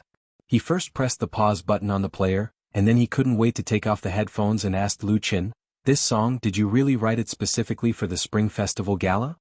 Lu Qin smiled and said, "Yes, Director Qin. Both songs were specially written by him for the Spring Festival Gala. Just as Chin Fei said, since he wanted to do a favor, he had to do it properly. Moreover, he had not only prepared 2 music works. Chapter 734. Very good. For Lu Chen's first work, Qin Guozhi was not stingy with his praises. It's very good. When he picked up the headphones, he did not have much expectation. He was even a little disgusted. But after listening to the song, the great director's attitude was completely different. He gave a heartfelt praise. Although Qin Guozhi was a film director, his appreciation of music was not low at all. In his films, he had always attached great importance to the soundtrack, so he could naturally judge the value of a song. Qin Guozhi's assistant, who was sitting at the side, was very surprised because Qin Guozhi rarely gave such high praise. Moreover, he was not very interested in the current younger generation of celebrity idols. It was already very rare to get a not bad evaluation from him. At Qin Guozhi's status and level, he did not need to flatter Lu Chen at all, even if the latter was the most popular star artist in the country. Therefore his praise was full of gold. To put it bluntly, if these 2 sentences were spread out, it would be enough to be on the front page of the entertainment section of many media outlets. Lu Chen said modestly, "Thank you for your praise, Director Qin." Qin Fei secretly gave him a thumbs up. Qin Guozhi's praise for Lu Chen made her feel honored. Qin Guozhi waved his hand and said excitedly, "Let me listen to the second song." He put on the headphones again and pressed the play button on the music player. 5 minutes later. After listening to the second song, Qin Guozhi unexpectedly fell into silence. He seemed to be thinking about a very profound question and did not speak for a long time. Fortunately, everyone was patient enough and waited quietly. After a long time, the great director let out a long sigh and said, "I'm very conflicted right now." Lu Chen and Qin Fei couldn't help but look at each other. Qin Guozhi continued, "These 2 songs are really too good. I don't know which one to choose for the Spring Festival Gala. You should know that in principle, a star can only participate in 1 show on the Spring Festival Gala. As the world's highest-rated and most-watched large-scale variety show, there was no doubt about the influence of Central TV's Spring Festival Gala. In particular, it made program resources exceptionally precious. There were too many programs that wanted to be part of the Spring Festival Gala. The programs selected by a local government often had to go through many trials and pay a very high price to finally be able to make it onto the stage that everyone was watching. As for the influence of the Spring Festival Gala on the celebrities, it was needless to say. Therefore, the Spring Festival Gala had a tacit rule that a celebrity could only participate in 1 show. Otherwise it would be too hateful. Now that Lu Chen had brought 2 songs, of course he had to participate in his work, otherwise it would be unreasonable. Qin Guozhi liked both songs very much. They couldn't possibly let Lu Chen go on 2 shows in a row, right? That would be breaking the rules. Although he held considerable authority as the executive director of the Spring Festival Gala, it was not a good precedent to set. That was why he felt conflicted. Understanding Qin Guozhi's thoughts, Lu Chen suddenly smiled. "Director Qin, you don't have to be conflicted.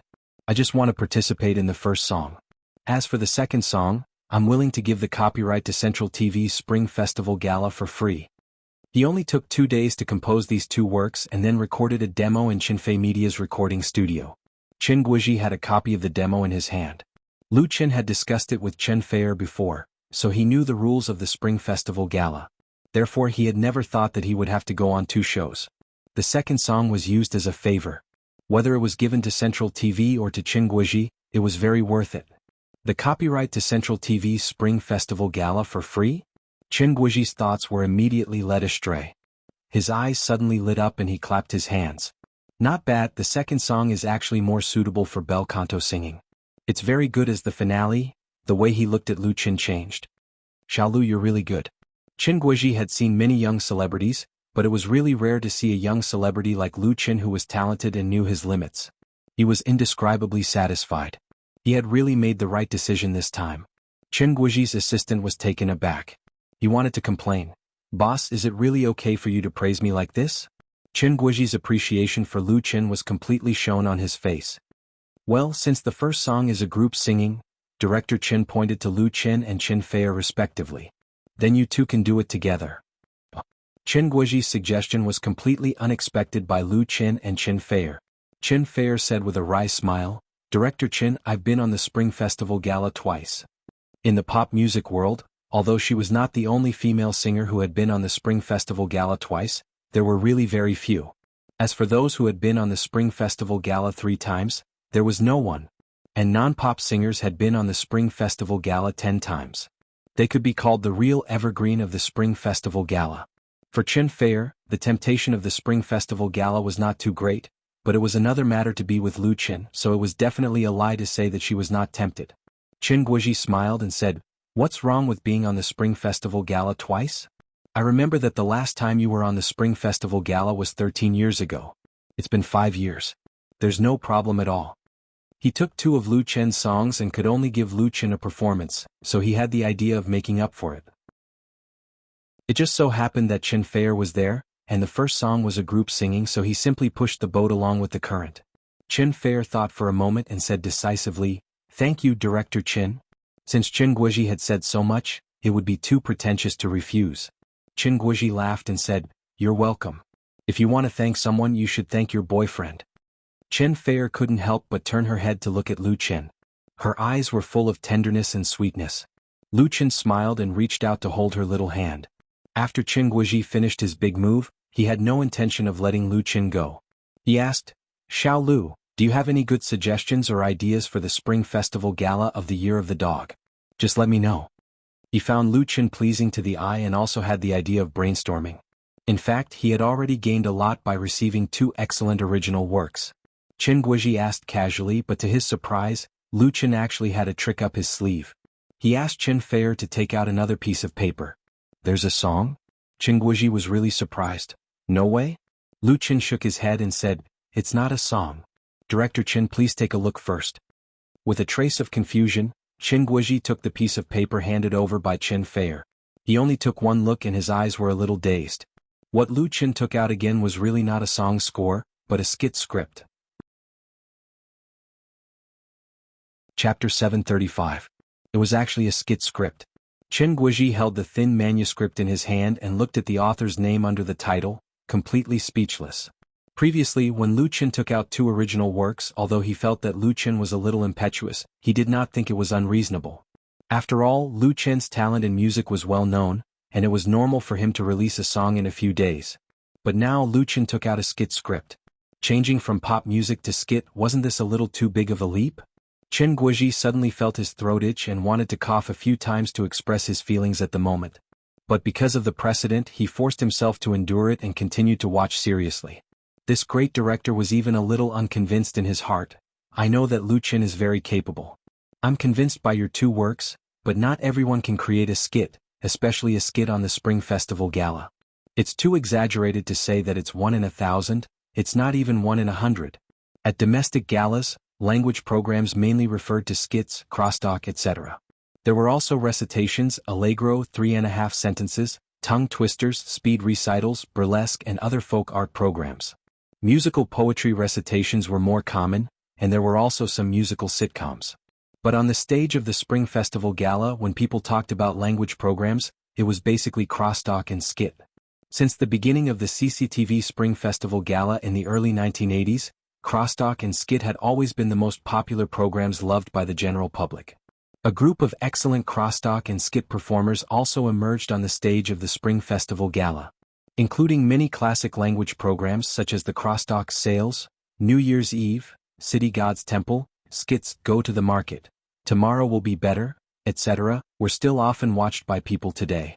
However, with the improvement of the aesthetic standards of hundreds of millions of viewers, the quality of crosstalk and skit was declining year by year.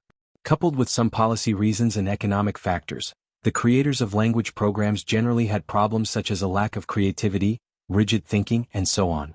Many crosstalk and skit relied on online jokes to make up the number.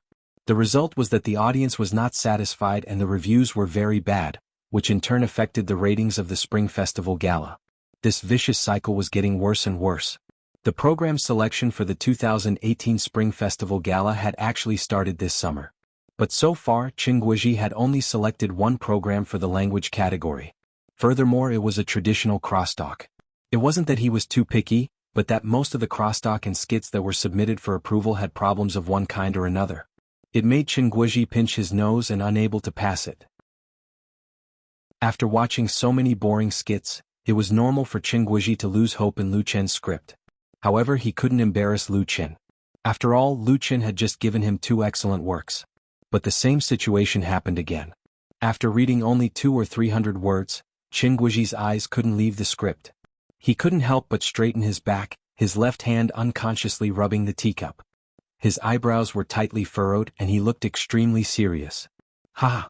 But the next moment, great director Chen's tensed face suddenly bloomed into a smile from the bottom of his heart. He couldn't help but laugh out loud, almost knocking over the teacup in his hand. Director Chen, the assistant sitting next to him, was startled, thinking that something had happened. Qin Guizhi waved his hand to signal the other party to calm down.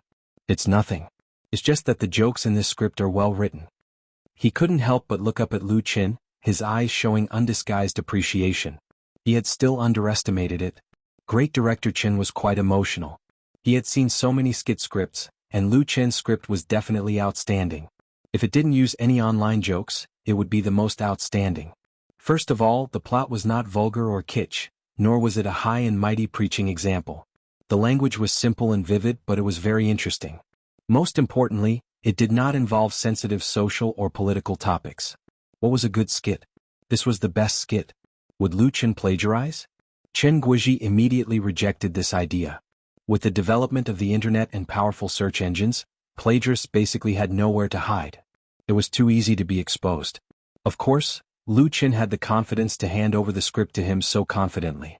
Instead of suspecting that he plagiarized online jokes, it was more reliable to suspect that he had a mastermind behind the scenes. Did Lu Chen need a mastermind? There was no need at all, because Lu Chen didn't need this kind of fame to support himself. He had become the most popular young artist in the country with his singing and acting. It didn't matter if he had more or less honor. The ways of the world were sinister and unpredictable. Qin Guizhi was not afraid to speculate on others with the worst of intentions, but the young man sitting in front of him was extraordinary. He was handsome, confident, sunny, and had a convincing temperament and charm. At this time, Qin Guizhi remembered that Lu Chen's movies and TV series were all written by him. There was no longer a trace of doubt in his heart.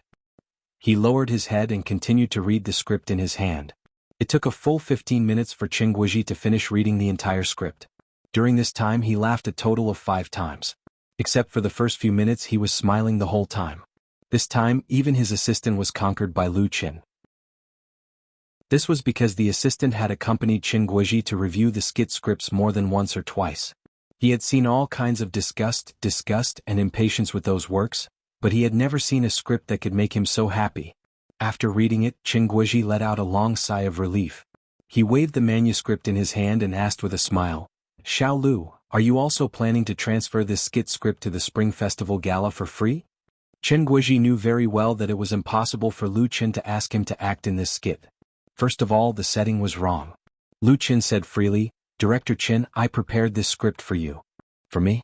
Qin Guizhi was surprised, but he immediately guessed what Lu Chen was thinking. "Then tell me, what do you need my help with?" Lu Chen's things had helped him solve a big problem, and now he gave him a skit script that was qualified to be a classic. Qin Guizhi didn't think that Lu Chen wanted to be a lay phone.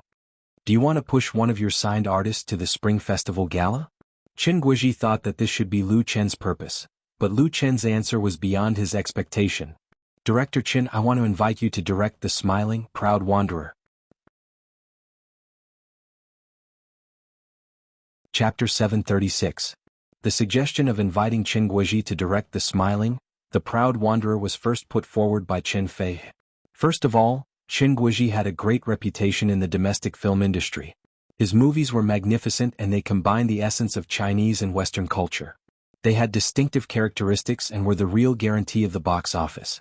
Second of all, Qin Guizhi was strict and meticulous in shooting movies. He was bold and imaginative, especially the blockbuster 3,000 Miles Through, which not only won the audience's praise, but also sold well in the box office. It was a classic work that won acclaim in box office. Therefore, if he were to direct The Smiling, the Proud Wanderer, he would definitely be able to make Lu Chen's great Wuxia IP into a cornerstone, which would lay a good foundation for future IP expansion.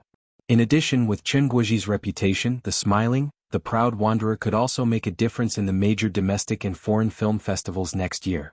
Most importantly, through the cooperation with Qin Guizhi, Lu Chen's status in the film industry would be big. The male lead of the smiling, the proud wanderer would definitely be Luchin himself. Although it was a good idea, it was not easy to invite this famous director.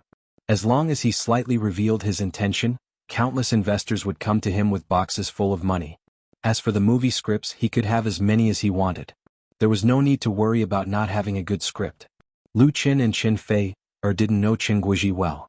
If they wanted to impress him, they had to show enough sincerity and real talent. Qin Guizhi was obviously surprised by Lu Chen's request.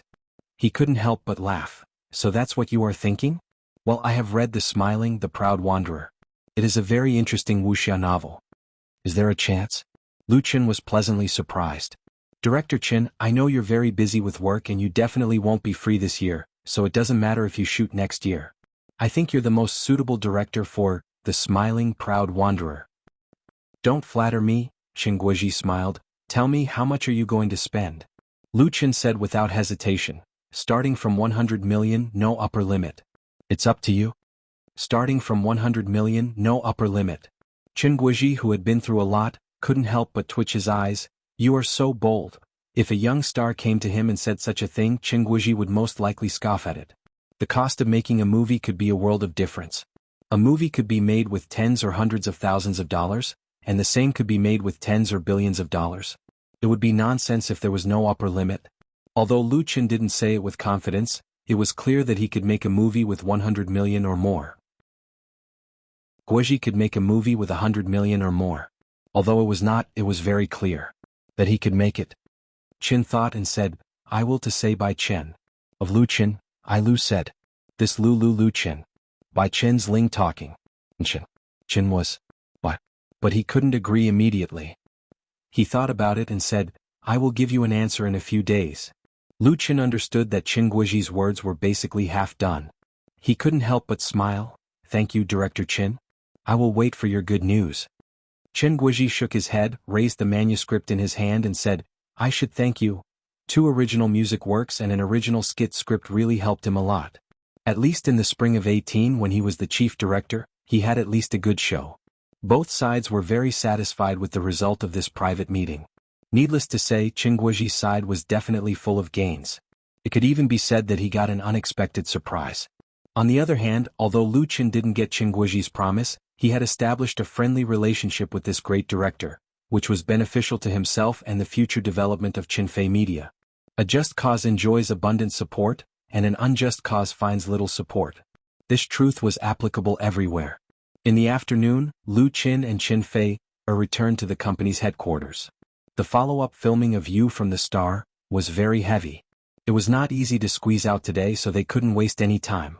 Returning to Qinfei Media, not only did he have to deal with a lot of company affairs, but Qin Fei also had to record an episode of You from the Star, which was completed in the recording studio at the headquarters. When the two arrived at the recording studio, all the staff were already in place. The shed, which had cost tens of millions of yuan to build, was waiting for the queen to take the lead and make a sound at any time. Qin Fei hadn't released a new song for a long time. Many of her fans complained on the blog, saying that their idol had forgotten them now that she had a boyfriend, and that she was showing off her love all day long. It was a bit too much. It was because of these complaints that Lu Chen prepared a lot of episodes for You from the Star, including the theme song. He planned to release a special soundtrack album for Qin Fei after all the episodes were broadcast to appease the fans' complaints. This song was one of them. The score was written a few days ago, and he only had time to record it today. The filming of You from the Star was too busy, and Qin Fei did not participate in the recording of the 2 custom-made works for Qin Guizhi for the Spring Festival Gala. It was only now that she had the chance to sing again. In the monitoring room separated from the recording studio by a thick glass, in addition to Lu Qin and the 2 sound engineers, Lu Shi and Tong Xinyao, who had just signed with Qinfei Media not long ago, were also there. The 20-year-old girl who made a name for herself through China's Voice, and was lucky enough to replace the winner of China's Voice, an ex-in, and was signed by Lu Chen. She was currently undergoing strict training by the company. The scale and strength of the current Qinfei Media was no longer comparable to the previous Lu Chen studio. They had hired many professional dance, music, musical instruments, body sculpting, and so on to be in charge of training the newcomers. One of the 2 dance teachers was even hired from Korea through SPG. Although Tong Xinyao was a pampered girl from a rich family, she was very hardworking when it came to training. In the past 2 months she had improved greatly in all aspects, and her image and temperament were even more outstanding. The day of her official debut was not far away. Originally she had a body sculpting class in the afternoon, but when she found out that Chen Fei was going to record a song, she specially asked for the teacher's permission to come and watch. That was because she was a loyal fan of Chen Fei. At that moment Chen Fei came to the recording studio. When she stood in front of the microphone and put on the monitoring headphones, the heavenly queen who once dominated the music industry had returned. Chapter 737. Can't help but transform into a stubborn fish, swimming alone against the ocean current. The vow I made when I was young, silently sinking into the deep sea. Revisiting it a few times, the end is still losing you. I was sentenced to a lifetime of loneliness by love, not fighting back, not letting go, endless circles drawn by the pen, the fate that can't be filled in the heart, it's you. In the recording studio, Chen Fei was singing with her eyes closed. In the monitoring room Lu Chen was listening. This song, Silence, was an interlude song he wrote for you from the star. It was inserted at the time when the female protagonist learned the truth and knew that the comet that reincarnated every 500 years was coming, and that the male protagonist would take a spaceship back to his home planet. The melody of Silence was simple and clean. Its biggest characteristic was that it was mellow and heartfelt. The low singing of the main song created a rich emotional characteristic, making people unconsciously fall into the sad and melancholy atmosphere created by the song. Fate and calamity were the theme of this song, and also the theme of Lu Chen's adapted version of You from the Star. Chen Fei was the female protagonist in the play, so it was perfect for her to sing. And now, with the help of Woman Flower, Chen Fei had completed the gorgeous transformation from the queen of sweet songs to the queen of love songs. Her singing style was more mature, and the emotions brewed in the filming of the drama could easily be integrated into the performance of Silence. In her rhythm and punctuation of the work, there was a kind of desolation and vastness of time, full of forbearance and insight. Then through the emotional rendering, a woman who had just found her true love was about to lose her lover's sadness, loneliness and pain. Why love condemns all living beings to loneliness, can't break free, can't escape. Can't untie the knot between the eyebrows, can't untie the calamity in life, is you. I lost you, I lost you. Although it was only the first time singing, even the most picky listener couldn't find the flaws in the singer's emotional performance, and could directly ignore the possible problems in the technique and timbre. And the fact was that there was no problem. This could be seen from the expressions on the faces of everyone in the monitoring room. Some were solemn, some were deep in thought, some were full of admiration and some had tears in their eyes. Everyone was deeply moved by Chen Fei's silence. Through the thick glass window, Lu Chen stared at Chen Fei, who was standing in front of the microphone. There was a strong emotion surging in his heart, and he couldn't wait to pour it out. After the song was finished, there was a moment of silence in the monitoring room. Then someone clapped first. Although Chen Fei couldn't hear it, she could see it. In the recording studio, Chen Fei opened her eyes. She blinked and a tear rolled down from the corner of her eye. Lu Chen smiled and made an okay gesture at her. Chen Fei tilted her head and showed a bright and charming smile. Lu Chen couldn't help but feel relieved. Recently Chen Fei had been rushing to shoot scenes. According to the director Fang Hui, she was quite immersed in the role, and today's recording of Silence was a great catharsis for her emotions. It was not easy to get into the role, and it was even more difficult to control it after getting into the role. Those who could do this were all real veteran actors. In the entertainment industry, there were many artists who were too immersed in the role, lost themselves because of a certain movie or TV series, and embarked on the road of no return. Chen Fei was not an actress with a professional background. Her acting career was actually very short, but she had already shown extraordinary talent in this regard, and her progress was even faster than Lu Chen's. And her recent state was a bit worrying, so Fang Hui secretly reminded Lu Chen in private. Originally, Lu Chen had considered recording this interlude in a few days, but he couldn't resist Chen Fei's insistence. Now her smile finally made Lu Chen feel relieved. "It's done," Lu Chen said to the recorder, "there's no need to sing it a second time." The sound recordist was stunned. Just this once? This recorder was called Zhao Bing, an industry elite who had just been poached by Chen Fei Media not long ago. He was much better than Wang Hui in both experience and level. Today Chen Fei Media was also a well-known new brand in the circle. Although there was no special advertising and there was not much free time in the recording studio, Wang Hui was too busy to handle it alone. He was the one who took the initiative to ask for help. Today, Qin Feier's new song was recorded by Zhao Bing. Zhao Bing had worked in several well-known domestic studios, but it was the first time that he encountered a professional singer recording a song only once, although Qin Feier's performance was perfect. When a record company recorded a song for a singer, it was not successful after 1 or 2 recordings. It often needed to be recorded many times, and after a certain effect was achieved, it had to be reorganized, such as modifying the treble, adding some musical elements, etc. The process was quite complicated. After a few more recordings, there would be more comparisons and the best could be selected from them. Therefore, the situation of only recording once was really rare, and Zhao Bing's thinking was a little confused. Lu Qin smiled and said, "Once is enough, thank you."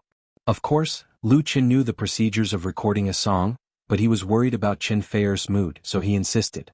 Zhao Bing quickly said, "It's not troublesome, it's too easy. Teacher Chen's level is really good." He came back to his senses and thought that Lu Chen's decision was really right. The first recording was perfect and there was no need to record it more than once. This song is also amazing. When Zhao Bing first jumped to Qin Fei Media, in addition to the temptation of high salary, it was also because of his admiration for the 2 heads of Qin Fei Media. Now that he heard it, it was indeed a well-deserved reputation. Lu Chen's songwriting was excellent, and Qin Feier's singing was good. The 2 were a perfect match. At this time, Qin Feier pushed the door of the recording studio and asked, "What's wrong? Don't you want to record?" Lu Qin said, "It's not necessary to pass in one go." Qin Feier couldn't help but roll his eyes at him. "How can that be?" Tong Xinyao jumped over and held Qin Feier's hand, saying, "Sister Feier, your singing is really, really good. I almost cried listening to it. I support Teacher Lu's opinion." Her eyes were really red just now. Qin Feier smiled and said, "You've learned to make me happy now?" Although Tong Xinyao had not joined Qin Fei Media for a long time, since The Voice of China, Qin Feier had a good impression of this beautiful, well-behaved and polite girl. Now their intimacy level was even higher. Lu Shi interrupted, "I also think it's okay. Feier Lu Qin, let's go to the office. There's something I need to discuss with you." The recording of Silence was completed, and the post-production was naturally left to Zhao Bing to complete.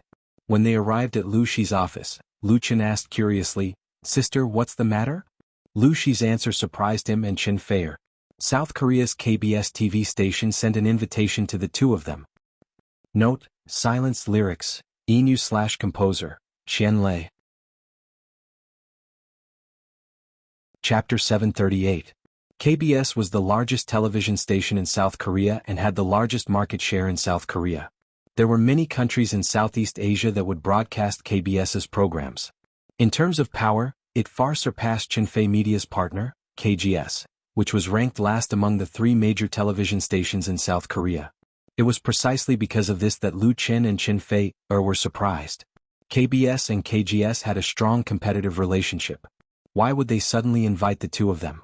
KBS had once sought the broadcasting rights of You from the Star in South Korea, but was rejected by Qin Fei Media and continued to cooperate with KGS. The reason was actually very simple.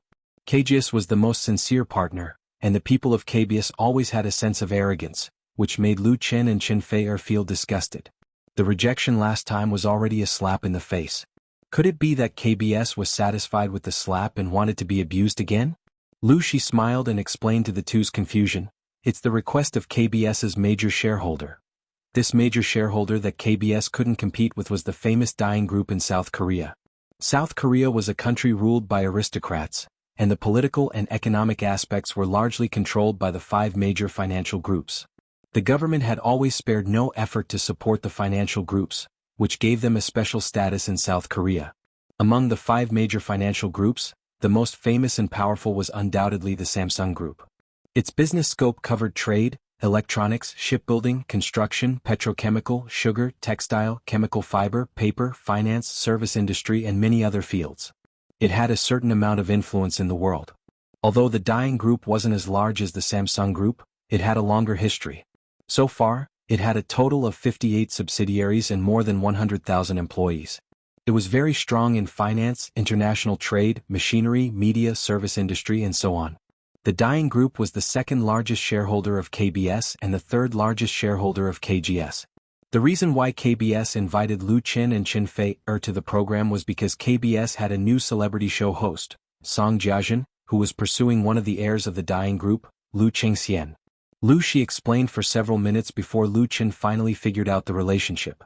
To put it simply, Lu Qingxian, who is the heir to the dying consortium, came forward to put pressure on KBS in order to pursue Song Jiajun and asked the latter to invite Lu Qin and Qin Fei to participate in Song Jiajun's show. This program is called New Celebrity Show. The information Lu Shi had obtained through SPG was very comprehensive. It's mainly about inviting popular stars in the entertainment industry to interact with the audience, chat, sing, play games, and so on. The format of the program is not very unique, and the ratings are not high. The average is only about 3%. With an average viewership rating of 3%, it would definitely be a popular trump card in China. But in Korea, especially in KBS, it was really a little bad. It was a fringe program that wasn't worth paying attention to. Qin Fei furrowed his brows and said, "Boring. Just reject him." Lu Qin agreed. "Let's just tell KBS that we can't make time." First of all, they really didn't have any free time. Actually, he didn't like the inside story behind KBS's invitation. So the two of them were Lu Qingxian's tools to chase girls? Lu Shi frowned. "If we offend the dying consortium." "Alright, since you two have the same opinion, then I'll tell KBS that I can't make time." Offending the dying consortium, which had a say in the Korean media industry, was indeed not beneficial to Lu Qin and Qin Fei's expansion in the Korean market. But so what? As long as they had a firm hold on the domestic market, there was no end to the money. The two of them didn't need to make things difficult for themselves. Lu Qin and Qin Fei looked at each other and smiled. Lu Shi rubbed her brows and said, "Then that's it. Lu Qin, don't forget to go to the fan meeting tonight early. Fei, let's have dinner together." Qin Fei smiled and said, "Okay, after dinner, let's go to the Yansha area. Chanel just released a new product." The two women began to discuss heatedly. The style changed so quickly that Lu Qin could only sigh helplessly and leave alone with his tail between his legs. Today his work schedule was full. In the morning he met with Chen Guizhi to discuss. In the afternoon he recorded Qin Fei's new song. In the evening there was a fan meeting organized by Whale TV for Lu Qin. The theme of this fan meeting was called Memories of the First Touching. The location was the main venue of the Miley Cultural Center in Beijing. The starting time was 7 p.m. Whale TV had been preparing for this fan meeting for a long time. As a company headquartered in the deep sea, Whale TV specially rented an office in Beijing and sent elite personnel to make overall arrangements. The standard could be said to be extremely high. The reason why they didn't open it in the deep sea was entirely to make it convenient for Lu Qin. For today's Whale TV, Lu Qin was definitely a star sign that they couldn't lose. He was a spokesperson that they were willing to pay any price to keep. In the past few years after Lu Qin signed with Whale TV had a chance to take off again. Not only did it regain the market share that it had lost before, but it also created a new model of star live broadcasting, making a lot of money ahead of all its peers. As Lu Qin's influence in the entertainment circle grew, Whale TV had become one of the best live broadcasting platforms in the industry. In turn, it attracted more and more excellent anchors to join, forming a virtuous cycle. In fact, by now, Whale TV had little effect on Lu Qin. The time that he personally participated in the live broadcast was also very little. Most of the time it was live broadcast arranged by the company. Leaving Whale TV wouldn't be much of a loss for him. Moreover, there were other live broadcasting platforms that offered a higher price tag, and even used shares to invite him to jump ship. However, Lu Qin declined those invitations and chose to renew his contract with Whale TV, because he didn't forget his original promise to his fans. That's why there was this Memory of the First Touched fan meeting. When Lu Qin arrived at Miley Cultural Center, people from Whale TV were already waiting there. Manager Wu, Miss Wu, Lu Qin got out of the car and saw two acquaintances first. He smiled and greeted, "Long time no see. It's really been a long time." Wu Hongming, who was now the deputy general manager of Whale TV, and Wu Shanshan, who had just been promoted, were the two representatives that Whale TV had sent to Beijing to sign the first contract with Lu Qin. It was also Wu Shanshan who dug out Lu Qin from many anchors and gave him a pretty good contract. Chapter 739. Wu Shanshan can be regarded as Lu Qin's Bo Lu. Of course, she is a very lucky Bo Lu. Because Lu Chen's brilliance at that time was dazzling enough. As long as one has a little bit of eyesight, they would be able to see it. Her luck lies in the fact that she was the first to sign Lu Chen. And that contract has also become the most brilliant one in Wu Shanshan's career. And with this factor, she has now become a director of Whale TV's operations department. As for Wu Hongming, he also jumped a level and jumped to the top of the country's largest live broadcasting platform. So this time, both of them came to the fan meeting organized by Whale TV. After a long separation, although Lu Chen's status in the industry has reached a level that Wu Hongming and Wu Shanshan need to look up to, he is as kind and easygoing as before. His sincere smile and greetings make the two feel gratified and happy. Wu Hongming said, "Teacher Lu, let's go inside and talk." Accompanied by the people of Whale TV, Lu Chen came to the VIP reception room of the Mela Cultural Center. Here, he first accepted an interview with a special reporter of Whale TV. When the interview ended, it was close to 7 o'clock. And at this moment, the main hall of the Mela Cultural Center is full of seats. The carefully arranged stage is dazzling with colorful lights, and the huge LED screen shows the logo and title of Whale TV. Memories of the first touching Lu Chen anchors fan meeting. The main hall of the Mela Cultural Center is an indoor hall. The area is not very large and can only accommodate up to 500 audience members. And most of these audience members are the most loyal fans of Lu Chen on the live broadcasting platform. Among the total of 500 places, 300 places are given to the first 300 local tycoons/loyal fans of Lu Chen's live broadcasting platform, 100 places are given to the first 100 veteran fans of Lu Chen, and 50 places are given to all the fans through a lottery. As for the last 50 spots, they were reserved for the official representatives of Whale TV and special guests. This meant that 90% of the audience were hardcore supporters of Lu Chen. Although the number was not large, their enthusiasm was unquestionable. Light sticks were flying in the air, placards were raised high, and shouts were coming one after another. It made people feel like they were in a sea of joy and passion. When it was 7 o'clock in the evening, Lu Chen, who was dressed casually, appeared with a soothing and soft music accompaniment, pushing the atmosphere of the venue to its climax. Lu Chen, Lu Chen. In the beginning, the chaotic shouts quickly turned into a unified shout. The sound waves that were set off were about to break through the dome. Lu Chen, who was standing under the spotlight, smiled and waved his hand. It was as if he had cast some kind of magic, and the scene quickly became quiet. Only the light sticks and placards were still waving, and the colorful light reflected the excited faces. Whale TV's arrangement of the stage was very interesting. They placed a dark blue computer table in the center, on which there were computers, microphones, high-definition cameras, and a full set of live broadcast equipment. Of course, there was also a custom-made host chair. These devices are not decorations. They are all turned on and are broadcasting live to the entire platform. Whale TV has specially launched a new channel for this meet and greet. Hundreds of millions of viewers on the platform can watch the live video in real time, and they can also send messages and gifts. When Lu Chen appeared in the live broadcast room of the fan meeting channel, the number of online viewers had exceeded the 5 million mark, and it was rising at an alarming rate, creating new records one after another. As for the reward gifts such as fish balls, it could no longer be described as raindrops. The speed of the system prompt was so fast that people couldn't even see it. A group of aircraft carriers passed through the screen. Haha, it's starting. Finally, I didn't miss it. I'm so happy. I envy those guys who can go to the scene. I want to go too. The people of Shanghai send a congratulatory message, wishing Lu Chen's fan meeting a complete success. The people of Beijing send a congratulatory message. The people of Deep Sea.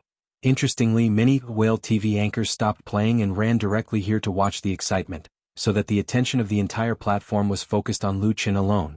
Only Lu Chen has such popularity and attraction. Without the host on the scene, all the light was focused on him.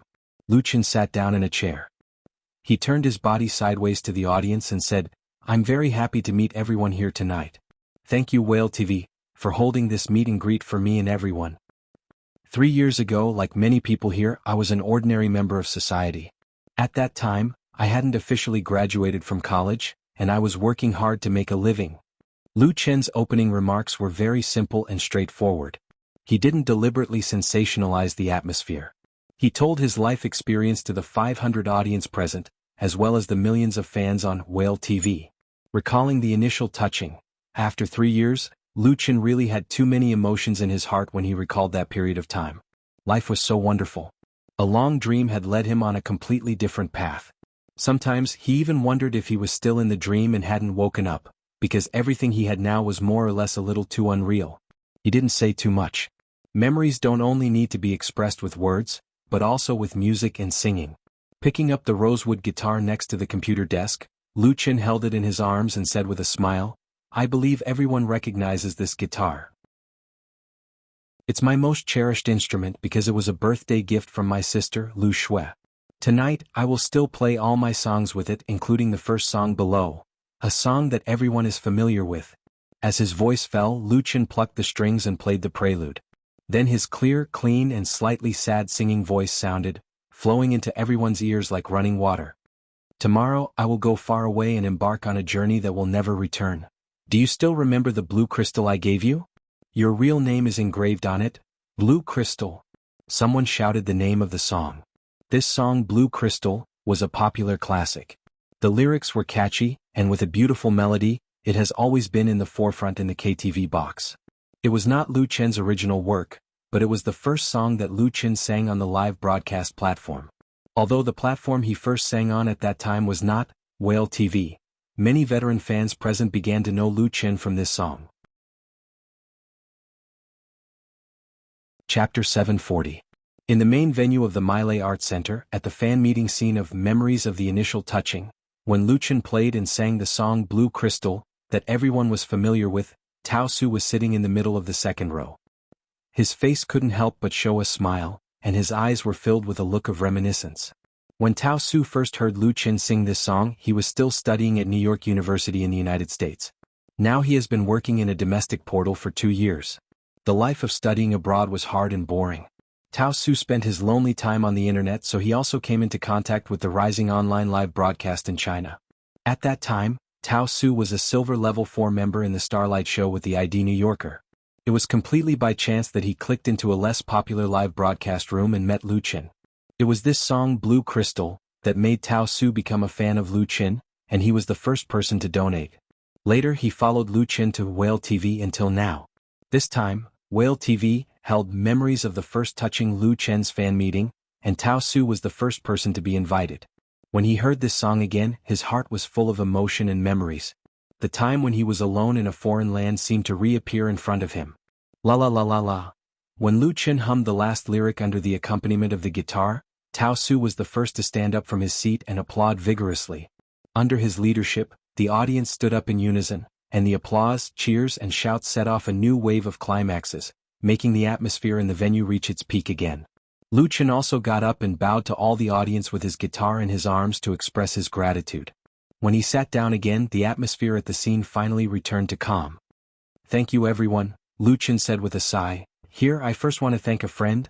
I don't know what his real name is, but I remember his ID very clearly, called New Yorker, because he was the first person to donate in my first live broadcast. The New Yorker." When Tao Su heard his online ID come out from Lucien's mouth, his face instantly flushed red, and his breathing became heavy. His ears buzzed, and he felt a surge of hot blood rushing to his head. He had never imagined that Lucien would actually remember him. Actually, among Lucien's fans, based on the number of gifts, Tao Su was probably not even in the top 1,000. There were too many rich people, but the first fan Lucien thanked was him. Lucien continued, "I don't know if my New Yorker friend is here. If he is, could you please ask him to stand up and let me meet him?" The audience could not help but look at each other. Many of them looked left and right to find the person who had received Lucien's special thanks. The New Yorker. Under everyone's expectations, Tao Su stood up shakily as if he was drunk. The next moment, a beam of spotlight accurately shone on him, and the cameras arranged at the scene simultaneously locked on this special fan, and then the scene was transmitted to the internet in real time, witnessed by nearly 10 million platform viewers. Tao Su's heart was trembling. Lucien put down the guitar in his hand, walked down from the stage and extended his hand to him. "Thank you for your support, and it's nice to meet you." Tao Su was already dizzy, and he shook hands with Lucien in a daze. The surrounding fans looked at Tao Su with envy, jealous that he had such a special treatment. Tao Su did not know what he said, and when he sat down again he was in a daze for a long time. Lucien had returned to the stage. "The second song I will sing, I believe everyone must be very familiar with it. It is also my first original work. You who sat next to me." Before Lu Chen said the name of the work, the fans at the scene had already shouted it for him. You who sat next to me. In the live broadcast room of Whale TV, the number of online viewers finally broke through the 10 million mark, creating a new record since the start of the platform. Countless barrage comments were flooding the screen. This is my favorite song. It feels like a long time has passed, I really miss it. I sang it in KTV a few days ago and then I confessed to the goddess I secretly loved. This song, I won't get tired of listening to it 10,000 times. I can play it. On the stage, Lu Chen's eyes swept across the computer screen and he said with a smile, yes, it is this song you who sat next to me, so I hope to sing it with everyone. What do you say? Thousands of good words instantly appeared on the screen. Lu Chen smiled. He bowed his head and strummed the strings. The sound of the guitar was like the gurgling of water, gently rippling in the venue. Tomorrow will you remember the diary you wrote yesterday? Tomorrow will you still remember once? The teachers can't remember, you can't guess the problem, I also accidentally flipped through the photos. This song, You Who Sat Next to Me, like all those classic works, has become the most profound imprint on Lu Chen. When people mention his name, the first thing they think of is this song. Time flies, You Who Sat Next to Me has not been forgotten with the passage of time, but more and more exudes a warm and charming flavor, making people recall it for a long time. It has also become one of the most commonly covered songs in countless school cultural performances or evening performances. It's just that as Lu Chen created new songs one after another, the number of times he sang You Who Sat Next to Me became less and less. Similarly, it was difficult for people to see him personally hosting the live broadcast. Only tonight, Lu Chen once again sat in front of the microphone and camera, facing the computer, and singing this song, You Who Sat Next to Me, in front of thousands of fans who like him. Let everyone reminisce about the past, those first touching moments. Who met the sentimental you, who comforted the crying you, who read the letter I wrote to you? The fans at the scene, including many fans sitting in front of the computer or holding the mobile phone to watch the live broadcast, sang this song with Lu Chen. Many people's eyes were red and tears flowed down. They were not only singing You Who Sat Next to Me, but also the lost years of youth. There were no dazzling and blurred lighting effects, no wonderful and rich band accompaniment, and even the big LED screen no longer displayed any pictures. There was only a beam of light shining on Lu Chen, who was playing and singing. There was also the chorus of singing that converged together.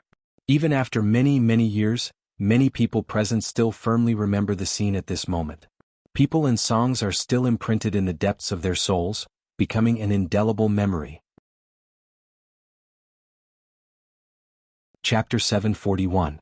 Whale TV. Memories of the first touching. Lu Chen's fan meeting started at 7 p.m. and came to an end at 9:35 p.m.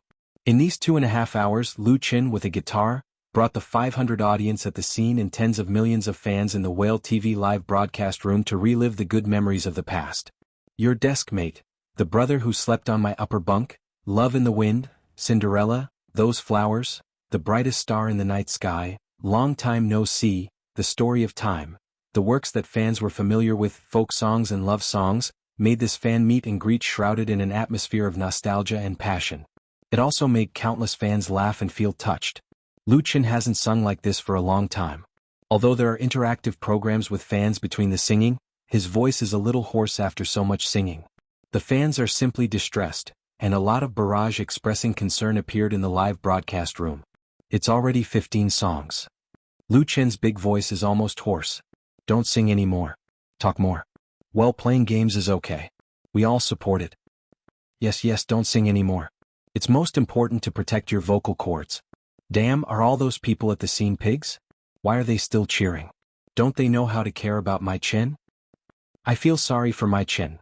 Generally speaking, when a professional singer holds a solo concert, the songs they sing are around 20 and up to 25. In contrast, Lu Chen singing 15 songs is not much.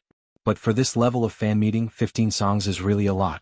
And if it's a concert, professional singers will take care of their voices in advance, and then make careful arrangements for the program as well as backstage tuning, etc., to reduce pressure as much as possible. And Lu Chen played and sang by himself. Every song was of the standard that it should be. It took a lot of effort, and the effort he put in was no less than that of a concert.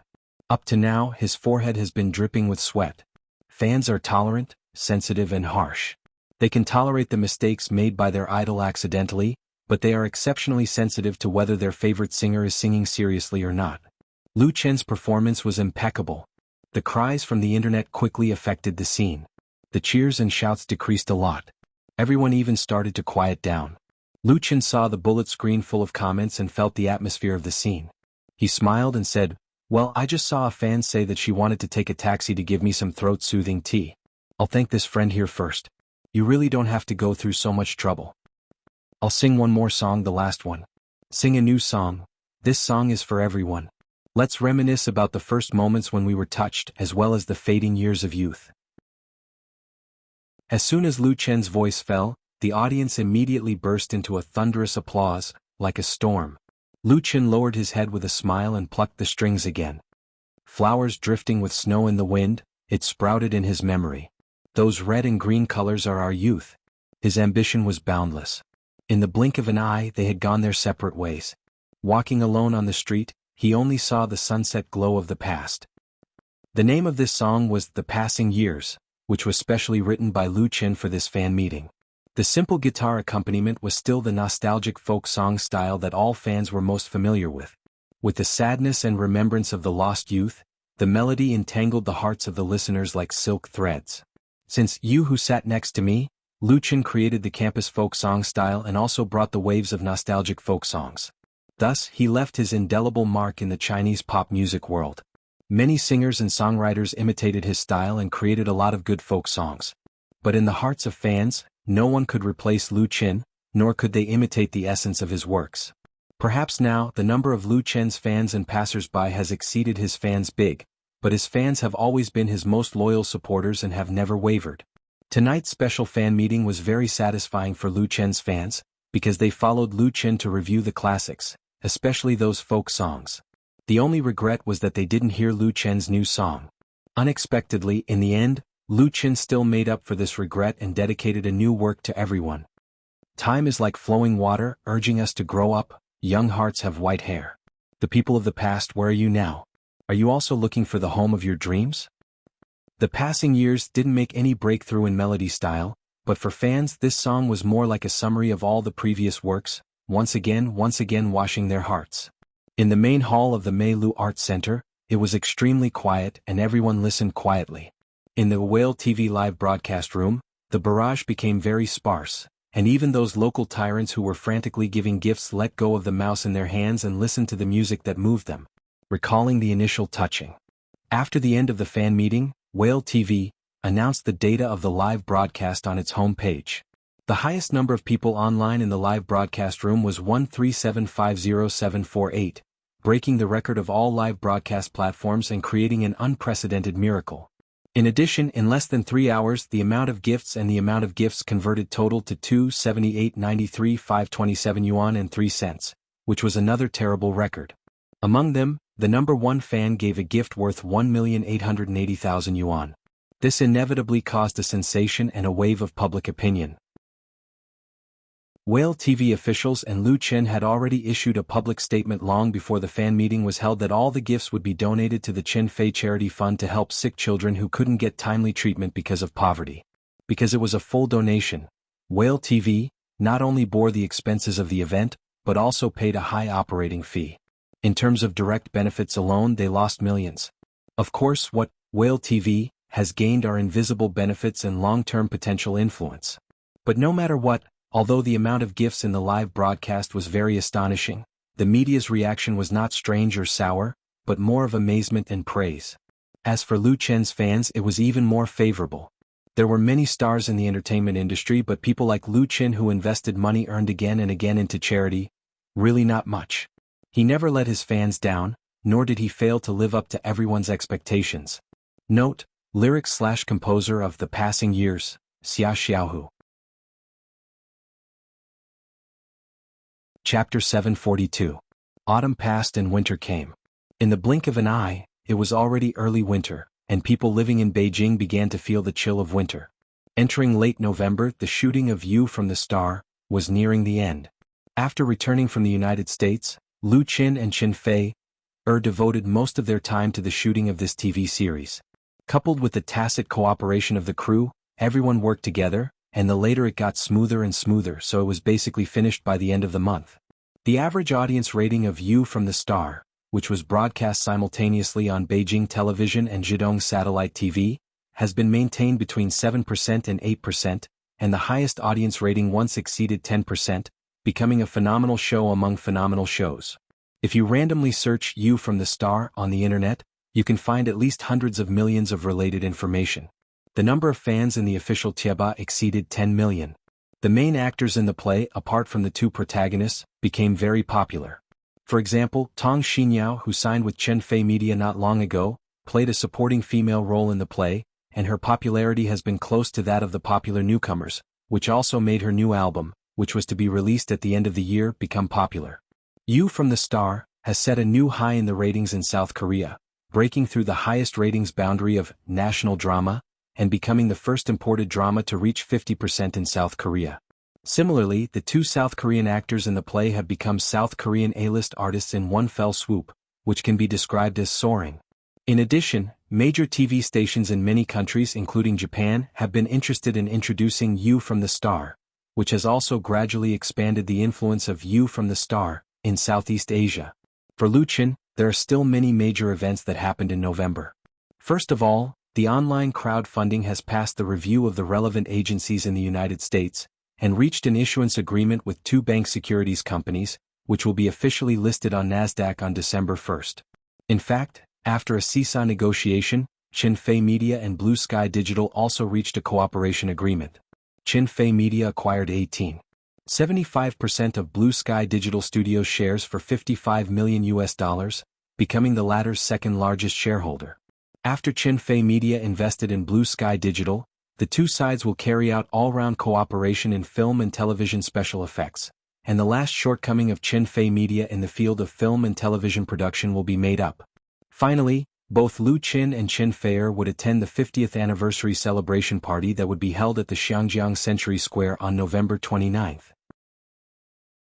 On November 29, 1967, Hong Kong, which had been forcibly occupied by the United Kingdom for 100 years, returned to the motherland smoothly. In the past 50 years, Hong Kong, as a special administrative region of China, had undergone profound changes in politics, economy, and culture. It was thriving and prosperous, and had become a first-class international metropolis in Asia. As it was the 50th anniversary of returning to China, the Hong Kong government held a series of celebration activities, which had started in October, and this celebration party was undoubtedly the most important one. In addition to Hong Kong stars, many singers and actors from the mainland were also invited to the gala, including Lu Qin, Chen Feier, Liao Jia and so on. On November 25, Lu Qin and Chen Feier flew to Hong Kong. The two of them came over quietly so they didn't alert the well-connected media. It was Shi Fang who came to the airport to pick them up. Sister Fang. When he saw Shi Fang again, Chen Feier hugged her tightly. The experience of working together on The Voice of China had established an excellent friendship between them, and they were as passionate as sisters who had reunited after a long separation. Shi Fang was very low-key. She only brought an assistant to pick them up, and then they went to her house in Banshan. Shi Fang's Banshan Villa was very famous in Hong Kong. Its original owner was Su Jinyang, a famous real estate tycoon in Hong Kong. He spent hundreds of millions of Hong Kong dollars to build it in the early 1990s. However, the international financial crisis in the late 1990s caused the stock market and property market of Hong Kong to plummet. Su Jinyang's real estate company had a cash flow problem, so he had no choice but to sell the villa for 150 million. In the end, when no one wanted to buy it, Shi Fang brazenly took out all her savings and borrowed from a friend, and bought it for 130 million. At that time, many people thought that Shi Fang was simply crazy, but reality proved that she had foresight. This Banshan villa was worth at least 1 billion, and it was a real estate that could be passed down for generations. There was once a Xiangjiang tycoon who offered 1 billion to buy this villa from Shi Fang, but was rejected by her. Lu Qin had also heard of this villa for a long time, and today was a real eye-opener. This villa was an independent 3-story building with an area of more than 1,000 square meters, and it had a large garden of more than 2,000 square meters, woods, grass, swimming pool, fountain, and so on. It also had a panoramic view of Victoria Harbor. Shi Fang was still unmarried, so this villa was completely owned by her. She often held parties here, and the guests were all Xiangjiang celebrities or big shots in the circle. Chen Feier fell in love with it at first sight. She sat on a comfortable chair, bathed in the warm but not scorching sunlight, tasted the freshly brewed Indian black tea, and looked down at the magnificent scenery of Victoria in the distance. The tiredness of the long-distance flight was swept away. She let out a long sigh of satisfaction, narrowed her eyes and said to Shi Fang, "Sister Fang, this house of yours is really too good. I want to stay here and not leave." Shi Fang chuckled and said, "You can stay as long as you want. Anyway, I have a lot of rooms here." Those who were familiar with Shi Fang knew that there were many people who could enter and leave her villa, but there were absolutely few who could live in it for a long time. All of them were the real friends of the Queen of Xiangjiang. Chen Feier glared at Lu Qin bitterly and said, "It's a pity that I can only stay in Xiangjiang for a few days. After the TV series I have to shoot a movie. I'm busy all day." Lu Qin smiled bitterly and rubbed his nose, speechless. After shooting Xing Yu, Qinfei Media would immediately start shooting The Smiling, Proud Wanderer. They definitely couldn't make it in time for the Spring Festival, but they couldn't miss the summer vacation. Time was also quite tight. And for this martial arts movie, in order to ensure the box office results in effect, Lu Qin would play Ling Huchong and Chen Feier would play Ren Yingying, and they were going to shoot 2 movies in a row, so everyone was busy.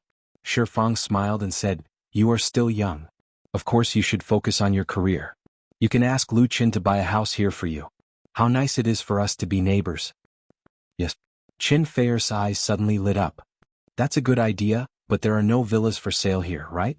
There would basically be no new mansions in the middle of the mountain. If they wanted to buy one, they could only take it from others. There were basically no villas for sale on the market, and they couldn't be bought easily with money." Shi Fang said, "I can help you keep an eye out." As the two chatted, they began to talk about the house, leaving the business at the back of their heads.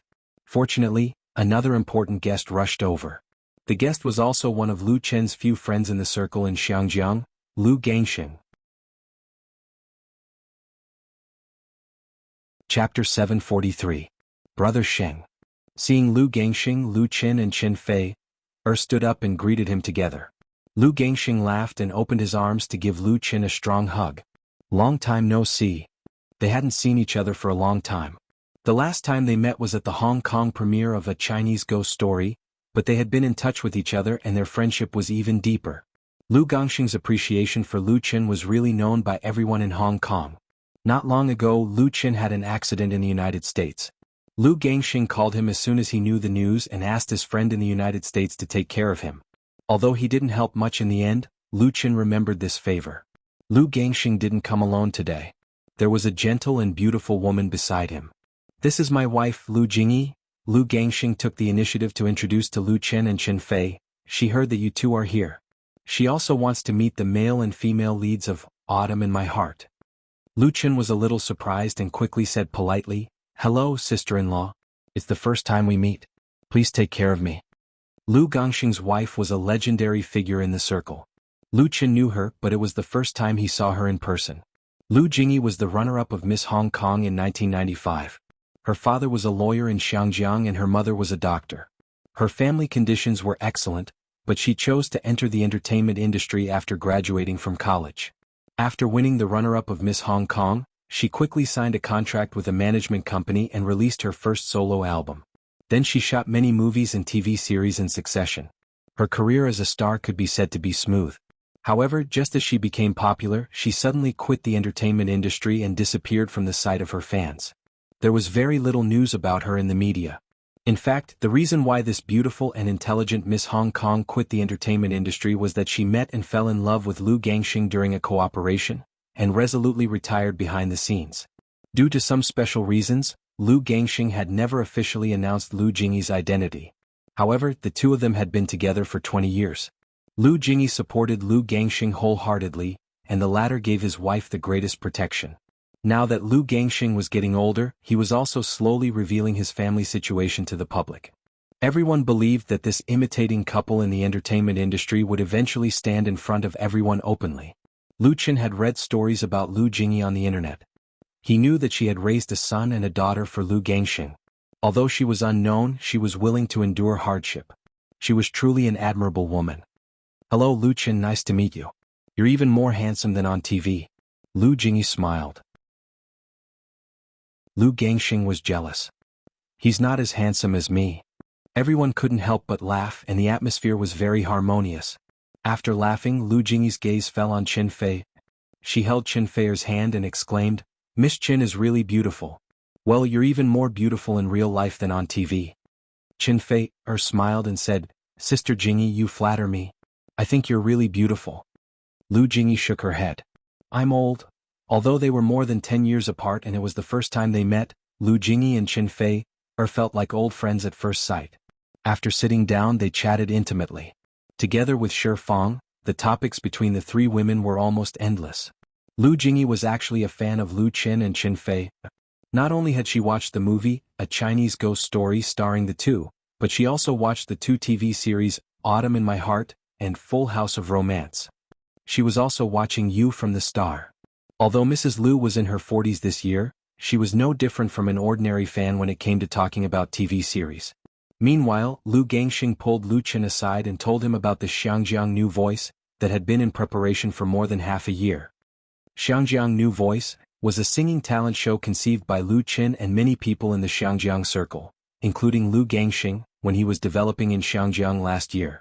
The aim was to encourage and support Xiangjiang's local original music, so that Cantonese songs could regain their glory. The show was proposed by Madame Jean, and the name was thought up by Lu Qin, but the real promoter was Lu Gangxing. It was precisely because of his active participation that ATV and Xiangjiang Satellite TV were competing for the production and broadcasting rights of the show. After a fierce competition, Xiangjiang Satellite TV had the last laugh. The higher-ups of the Satellite TV attached great importance to the talent show. They came up with 3 program plans and did a lot of market research. Everything was basically ready now except for the final push. Originally, Xiangjiang New Voice was planning to start the auditions in September.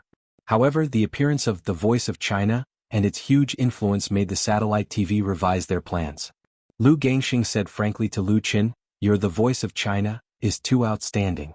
The people at the Satellite TV are very stressed. My goal is to make Xiangjiang New Voice the most influential music show in the history of Xiangjiang." They have revised the program plan at least a dozen times. As he said that, Lu Gangxing laughed. "So, you must participate in this show." Lu Qin readily agreed, "No problem." He was so straightforward that Lu Gangxing felt a little embarrassed. "You don't have to agree so quickly. Let's talk about when you have a schedule first. Will it be available in March or April next year?" As a Xiangjiang Heavenly King, Lu Gangxing knew very well that with Lu Qin's current popularity in the country, his schedule would definitely be full. Under normal circumstances, not to mention this year, it would be normal for him to have a full schedule next year. He really hoped that Lu Qin would join, but he would definitely not disrupt Lu Qin's work plans. Lu Qin thought about it and replied, "It should be fine in April. I'll confirm the time when I go back." You from the Star was coming to an end. Next he would be filming The Smiling, Proud Wanderer. It would definitely be finished by April next year. Otherwise, even if it was post-production, it would not be able to make it in time for the summer. Lu Gangxing was very happy. "That's really great. Xiangjiang is really lacking in original music now. I hope that through this show, those outstanding talents can stand out." Lu Qin nodded. Seeing the Heavenly King's happy look, he was quite touched. At Lu Gangxing's level, fame and fortune were fleeting. What he really had was the passion and sincerity for his career. He was willing to do his best to repay society and the industry. This true love was worth learning from for Lu Qin. Chapter 744. Lu Gangxing was a senior in the entertainment circle, and Lu Qin was a rising star. Their appreciation and respect for each other made them real friends, and the cooperation between friends was always pleasant and satisfying. Lu Qin agreed to be a judge of Hong Kong New Voice, and he would write a promotional theme song for this music talent show. He specially made time for the show in April and May of next year. In return, Lu Gangxing volunteered to play a role in The Smiling, The Proud Swordsman, which would be filmed at the end of the year. Because of the success model of A Chinese Ghost Story, which had a box office of more than 1 billion yuan, after Qinfei Media revealed that it would adapt the film of The Smiling, Proud Wanderer, there were countless entertainment agencies and artists who came to seek cooperation. It was not easy for other artists to get a role in The Smiling, The Proud Swordsman, even if they owed a favor. But for Lu Gangxing, asking for a role was like giving a favor to others. With the participation of this famous king in the Chinese circle, The Smiling, The Proud Swordsman would not only have a strong box office in China and Hong Kong, but also in the whole Southeast Asia. I hope there will be enough fighting scenes for this role. Lu Gangxing excitedly made a few gestures with his fists. It is what foreigners call Chinese Kung Fu. I think you will put real Kung Fu into this movie, right? The term Chinese Kung Fu was coined by Lu Qin. Together with his fighting video in the UD-725 incident, it had already spread all over the world, including Hong Kong. In fact, Hong Kong had also made martial arts fighting movies in the 70s and 80s, but it was not popular, and was later replaced by Hollywood action movies. However, there was a market for traditional martial arts in Hong Kong. As early as a few decades ago, there were many martial arts clubs in Hong Kong. They taught their apprentices martial arts such as Southern Fist and Northern Leg, knife, spear, sword, rod, and so on. But now, these martial arts clubs were basically replaced by Taekwondo, Judo, boxing, and kickboxing clubs. Traditional Kung Fu was no longer popular among young people because it was called fancy but not practical. The same situation happened in the mainland. On the other hand, the Chinese Kung Fu that Lu Qin had demonstrated to the world made everyone's eyes light up. Not only was it extremely powerful in actual combat, but its movements were also swift and fierce, and it had a powerful sense of violence. Lu Gangxing could see the role that China Kung Fu could play in the movie at first glance. He believed that Lu Qin would definitely bring China Kung Fu into the movie when he made the smiling, the proud wanderer. In fact, the embryonic form of Kung Fu could already be seen in a Chinese ghost story, but it was covered up by the more exciting supernatural stories and special magic effects. The Smiling, Proud Wanderer was a pure wuxia movie. Lu Gangxing didn't just want to show his face in The Smiling, Proud Wanderer. He wanted to take this opportunity to explore new ways of acting and create a different image. Yes, Lu Qin instantly understood Lu Gangxing's thoughts and intentions. His eyes couldn't help but light up. Brother Xing, there are many roles you can choose from. However, I'm afraid you'll need to undergo a period of training. Wuxia Kung Fu movies couldn't be made just because one wanted to. Even if one wanted to use a martial arts substitute, one must first master some basic routines. Otherwise, the movie would be very problematic. Lu Gangxing smiled. That's not a problem. I usually exercise, so I'm not afraid of hardships. Practicing martial arts was very tiring and torturous, especially if one wanted to master real skills. It was obviously impossible without hard work. Lu Gangxing undoubtedly wanted to challenge himself. Although he was already over 50 years old. The more they talked, the more the topic gradually shifted to The Smiling, Proud Wanderer. This movie, which was adapted from a best-selling wuxia novel, was undoubtedly a huge challenge for Lu Qin, because he didn't want to shoot it according to the movie of the same name in his memory. Instead, he wanted to rewrite the script and make a real wuxia blockbuster. At that time, Lu Qin would be the leading actor, the screenwriter, the composer, and the action director. Any mistake in any aspect would affect the shooting of the movie. Interestingly, Lu Gangxing had actually read The Smiling, Proud Wanderer and was very familiar with the characters in it. He was completely prepared. Lu Qin couldn't help asking, Brother Xing, if you had a choice, which one would you choose? Originally, Lu Qin wanted to write the script and give it to Lu Gangxing for him to choose the roles. Now that he knew that Lu Gangxing had read the original novel, he simply brought it up. Lu Gangxing thought for a moment and answered, Lu Jingfeng and Xiang Wenian. Lu Jingfeng and Xiang Wenian? Lu Qin silently chewed on these two names, and a faint idea formed in his heart. What are you two talking about? At this time, Lu Jingyi and Qin Fei came hand in hand. They were smiling like a pair of beautiful sisters. Lu Gangxing and Lu Qin looked at each other and smiled. Lu Qin said, I'm talking about the movie with Brother Sheng. Where are we going for lunch? Qin Fei smiled and said, Sister Shifang will cook for lunch and Sister Jingyi will also make a few dishes. I'll go and help. You two can continue talking. I'll call you when we're at the table. Lu Gangxing clapped his hands and said, I haven't eaten Linda's dishes for a long time. I'm so lucky today. Linda was Shifang's English name. Shifang's cooking skills had been passed down in her family. She had even appeared on TV before. However, except for her best friends, it was extremely difficult for others to taste her cooking. Lu Gangxing said to Lu Qin, You're really lucky. More than an hour later, Lu Qin also thought that he was really lucky. He didn't expect Shifang's cooking skills to be so excellent. Although she couldn't be compared with those top chefs, the dishes she carefully cooked looked, smelled, and the ingredients were even more exquisite. He couldn't stop praising her. Shifang also took a bottle of 1993 Mouton wine from the wine cellar and shared it with everyone. The guests and the host all enjoyed the lunch. In the afternoon, they sat in the garden and continued to chat, but the topic turned to the upcoming 50th anniversary celebration party of Hong Kong's return. Lu Qin and Qin Fei's performance had already been reported. It was a song that Lu Qin had specially written for this grand celebration, and it was sung by a group. In addition to the two of them, Lu Gangxing and Shi Fang were also on the list of singers of the same song. The standard was probably unprecedented. It was also because of this song that the four of them gathered together today. There would be a dress rehearsal for the party tomorrow, and they didn't have much time left. Because there were still things to deal with, Lu Qin and Qin Fei didn't stay for dinner. Shi Fang asked her assistant to drive them back to their home in Repulse Bay. Chapter 745.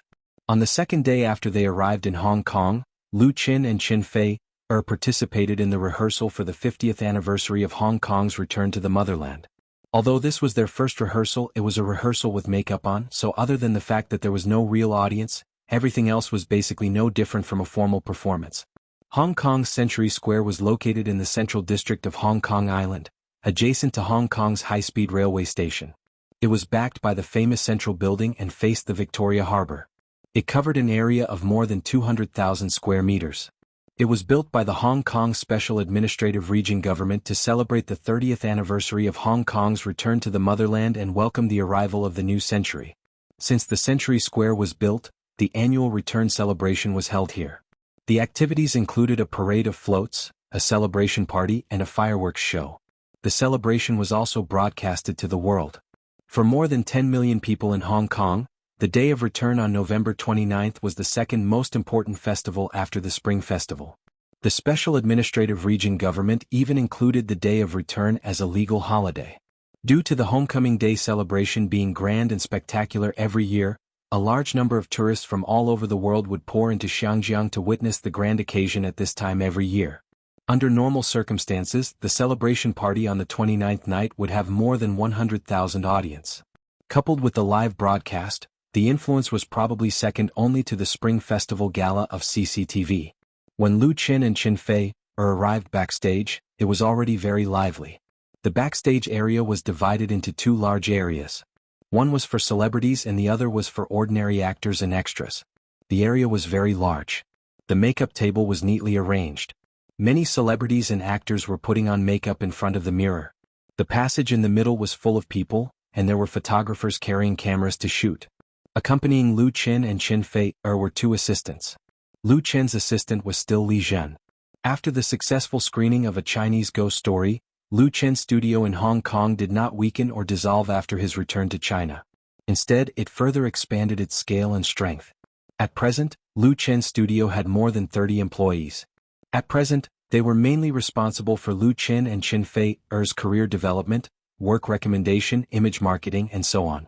In addition, they also excavated local talents to fill the headquarters of Qin Fei Media. According to Lu Qin's plan, the studio would be upgraded to Qin Fei Media's Hong Kong branch next year and play a more important role, such as promoting his works to the entire Southeast Asia to seek greater influence. In the future, whether it was music albums, movies, or TV series produced by Qin Fei Media, it would be released, screened, and broadcast in Hong Kong through Qin Fei Media. Not only Lu Qin and Qin Fei but also all signed artists of Qin Fei Media.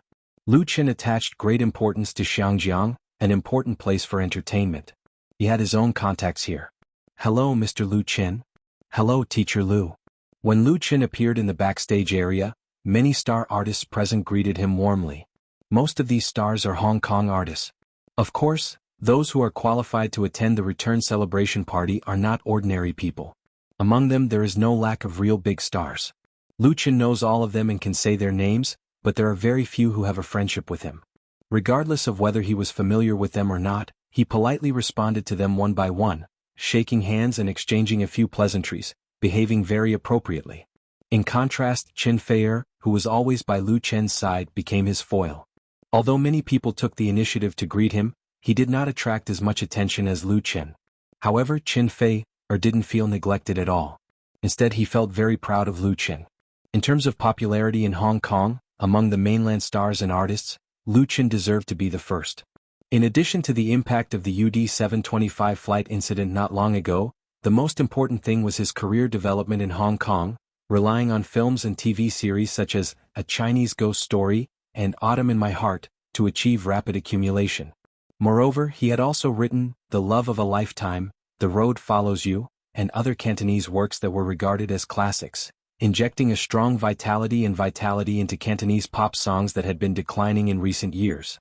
All of these contributed to Lu Chen's current status in Hong Kong's entertainment circle. Lu Chen Fei. Soon the two of them met a mutual friend, Xu Jing. Sister Jing.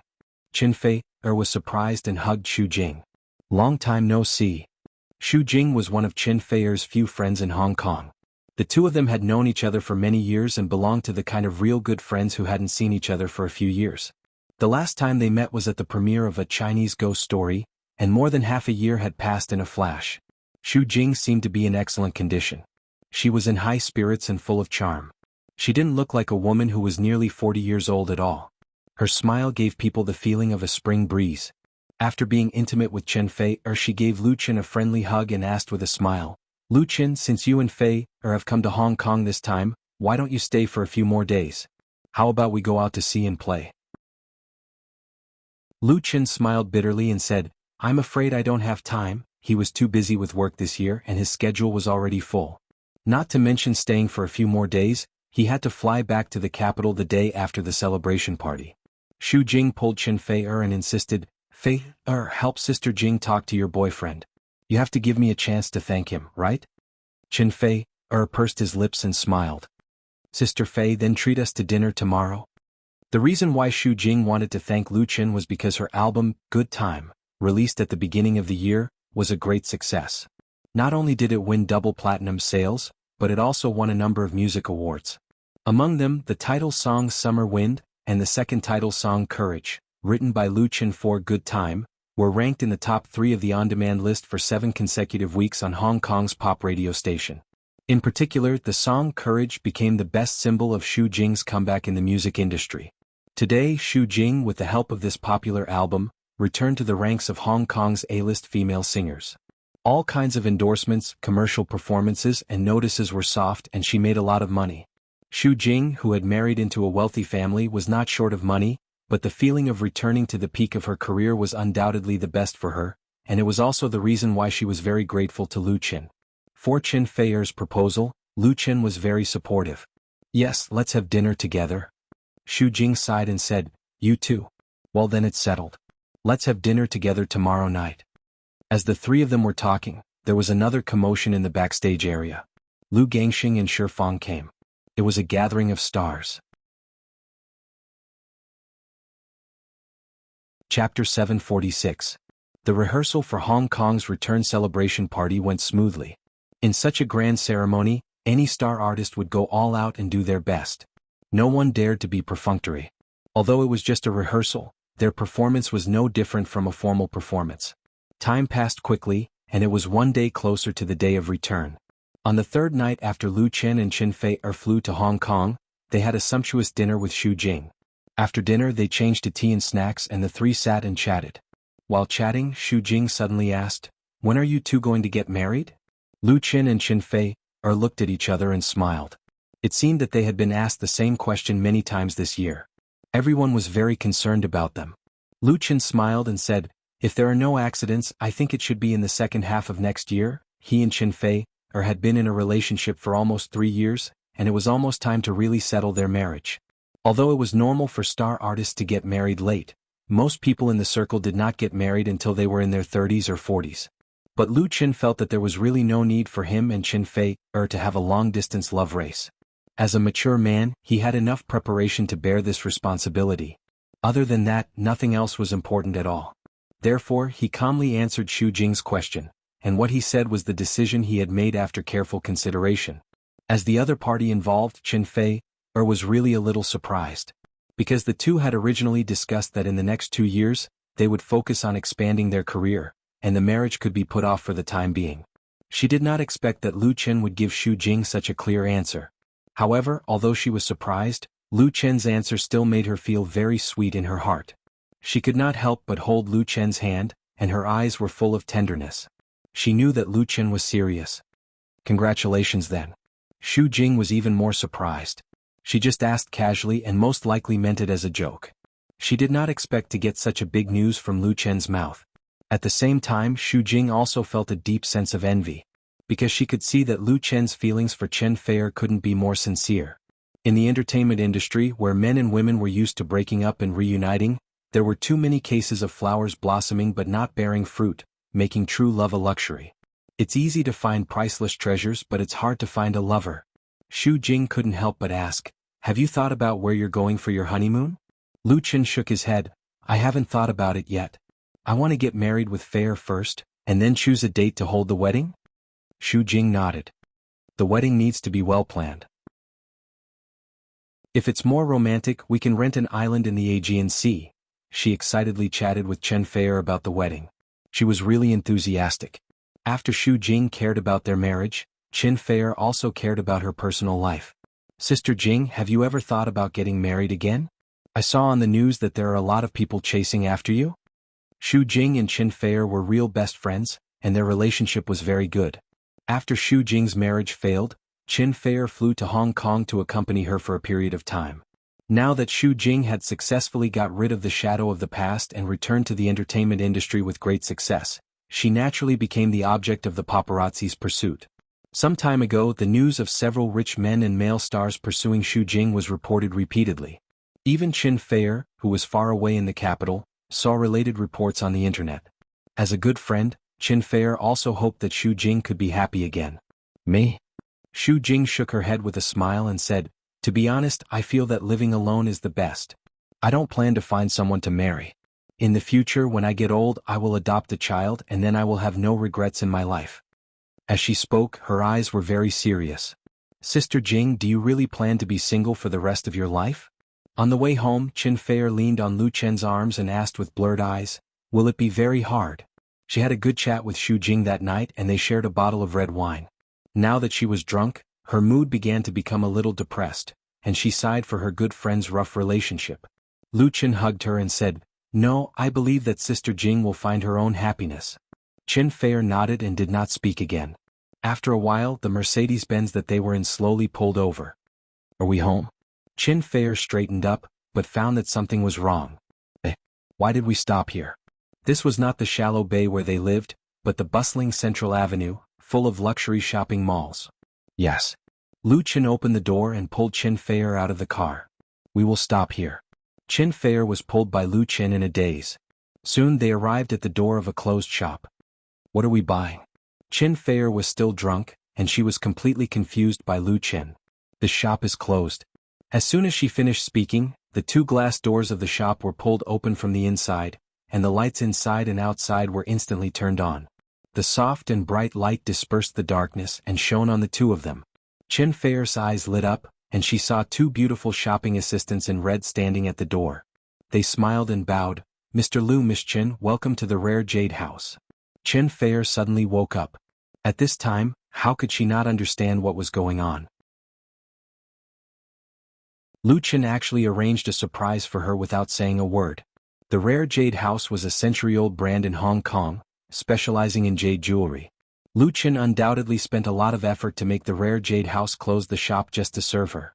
Most importantly, not long ago she saw a set of jade jewelry in a magazine advertisement, and she liked it very much. She said that she would go and have a look when she had the chance, and the advertisement was published by the Rare Jade House. At that time, Chen Fei just said it casually, but Lu Chen firmly remembered it in his heart. At this moment, Chen Fei's heart was in a mess of sweetness. She didn't care about the vanity of closing the shop.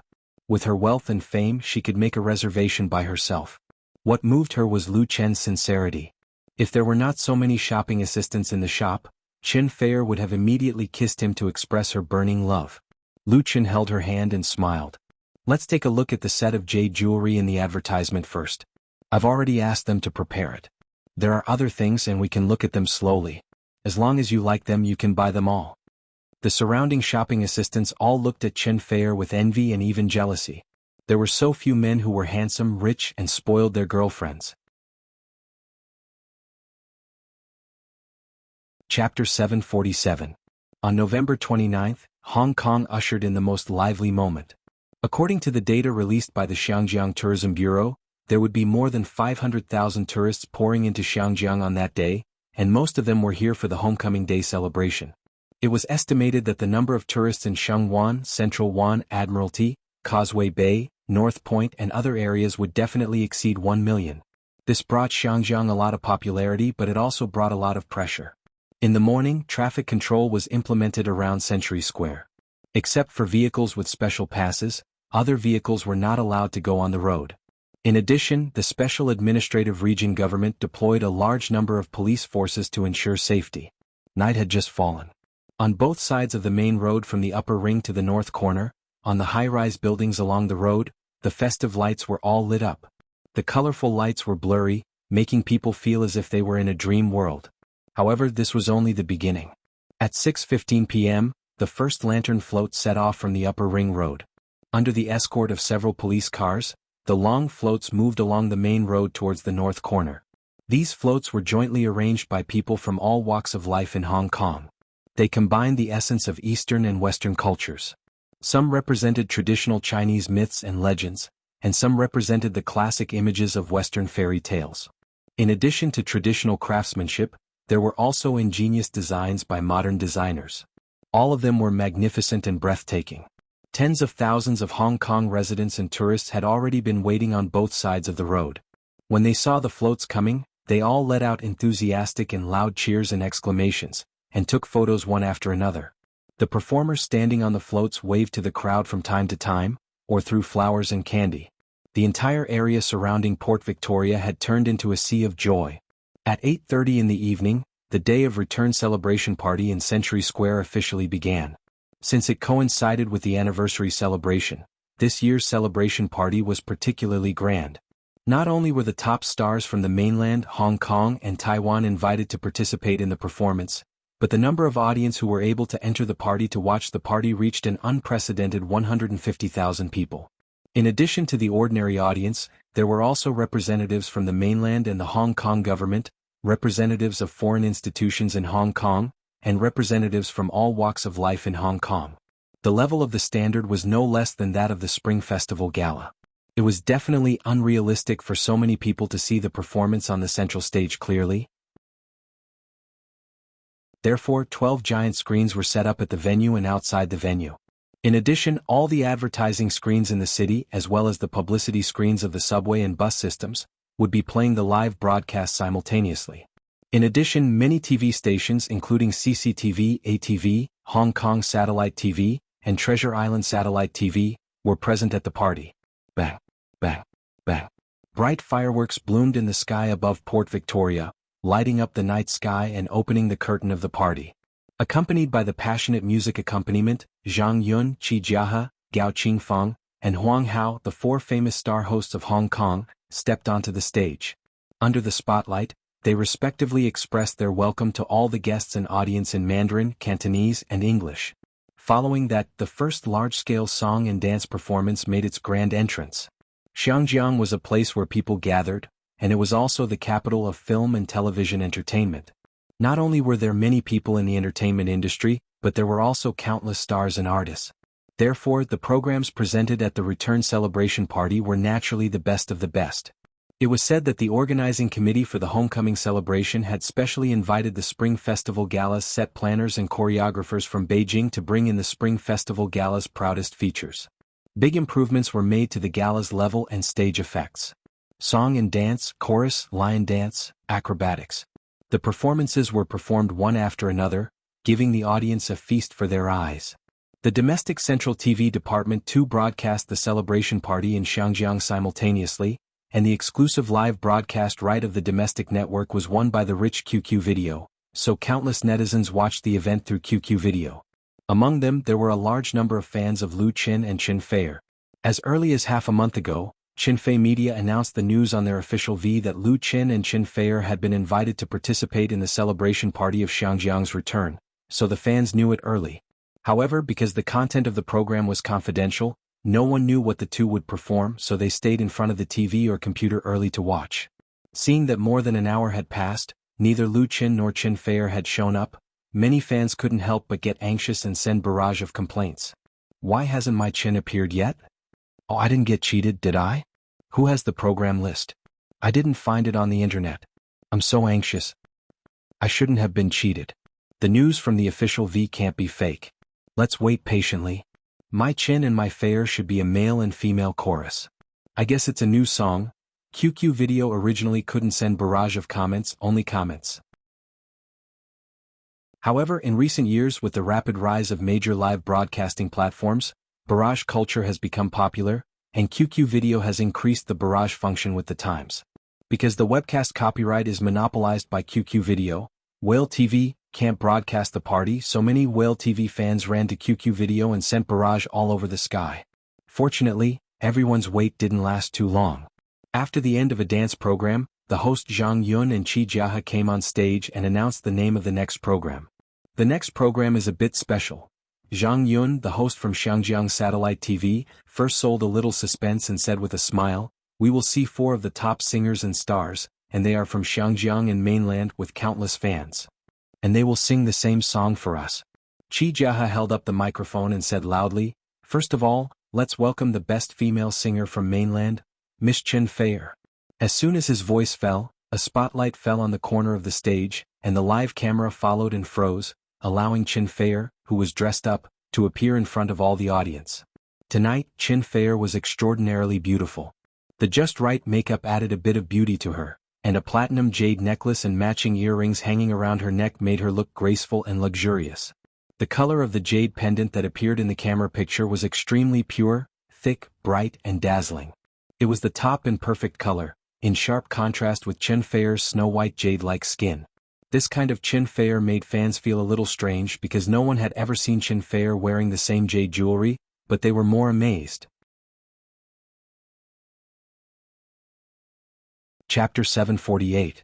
Chen Fei. With the stunning appearance of Chen Fei, there were bursts of cheers inside and outside the Century Square. Many fans shouted her name loudly, like the tide in the Victoria Harbor, surging wave after wave.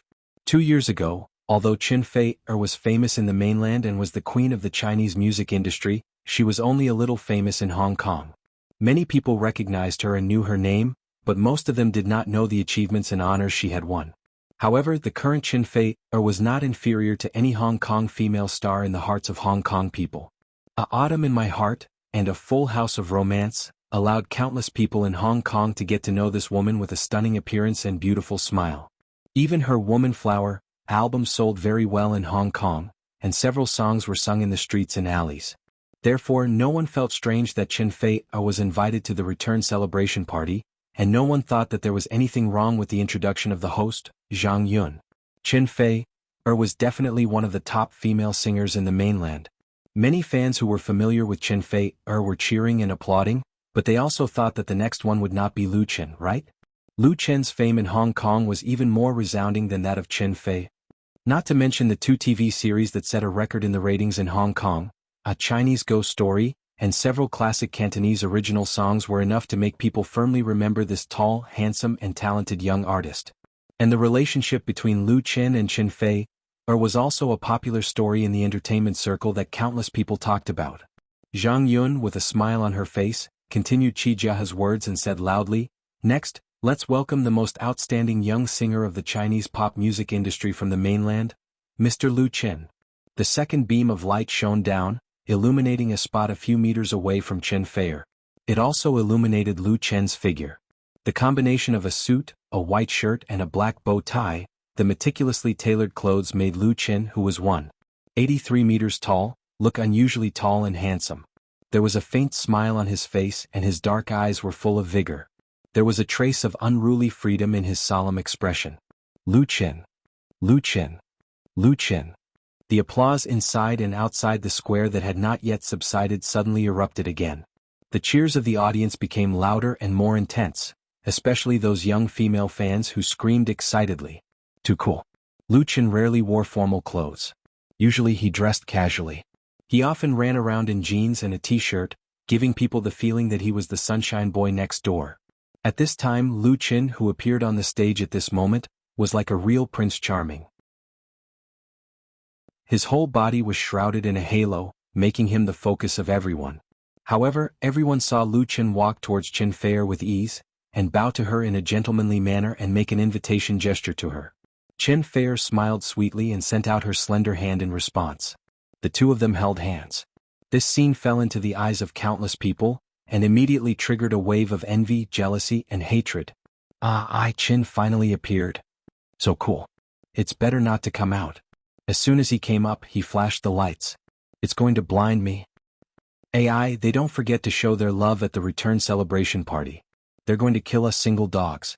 I seem to see tons of dog food thrown at me. In the live broadcast of QQ video, the audience's complaints made people unable to see the picture at all.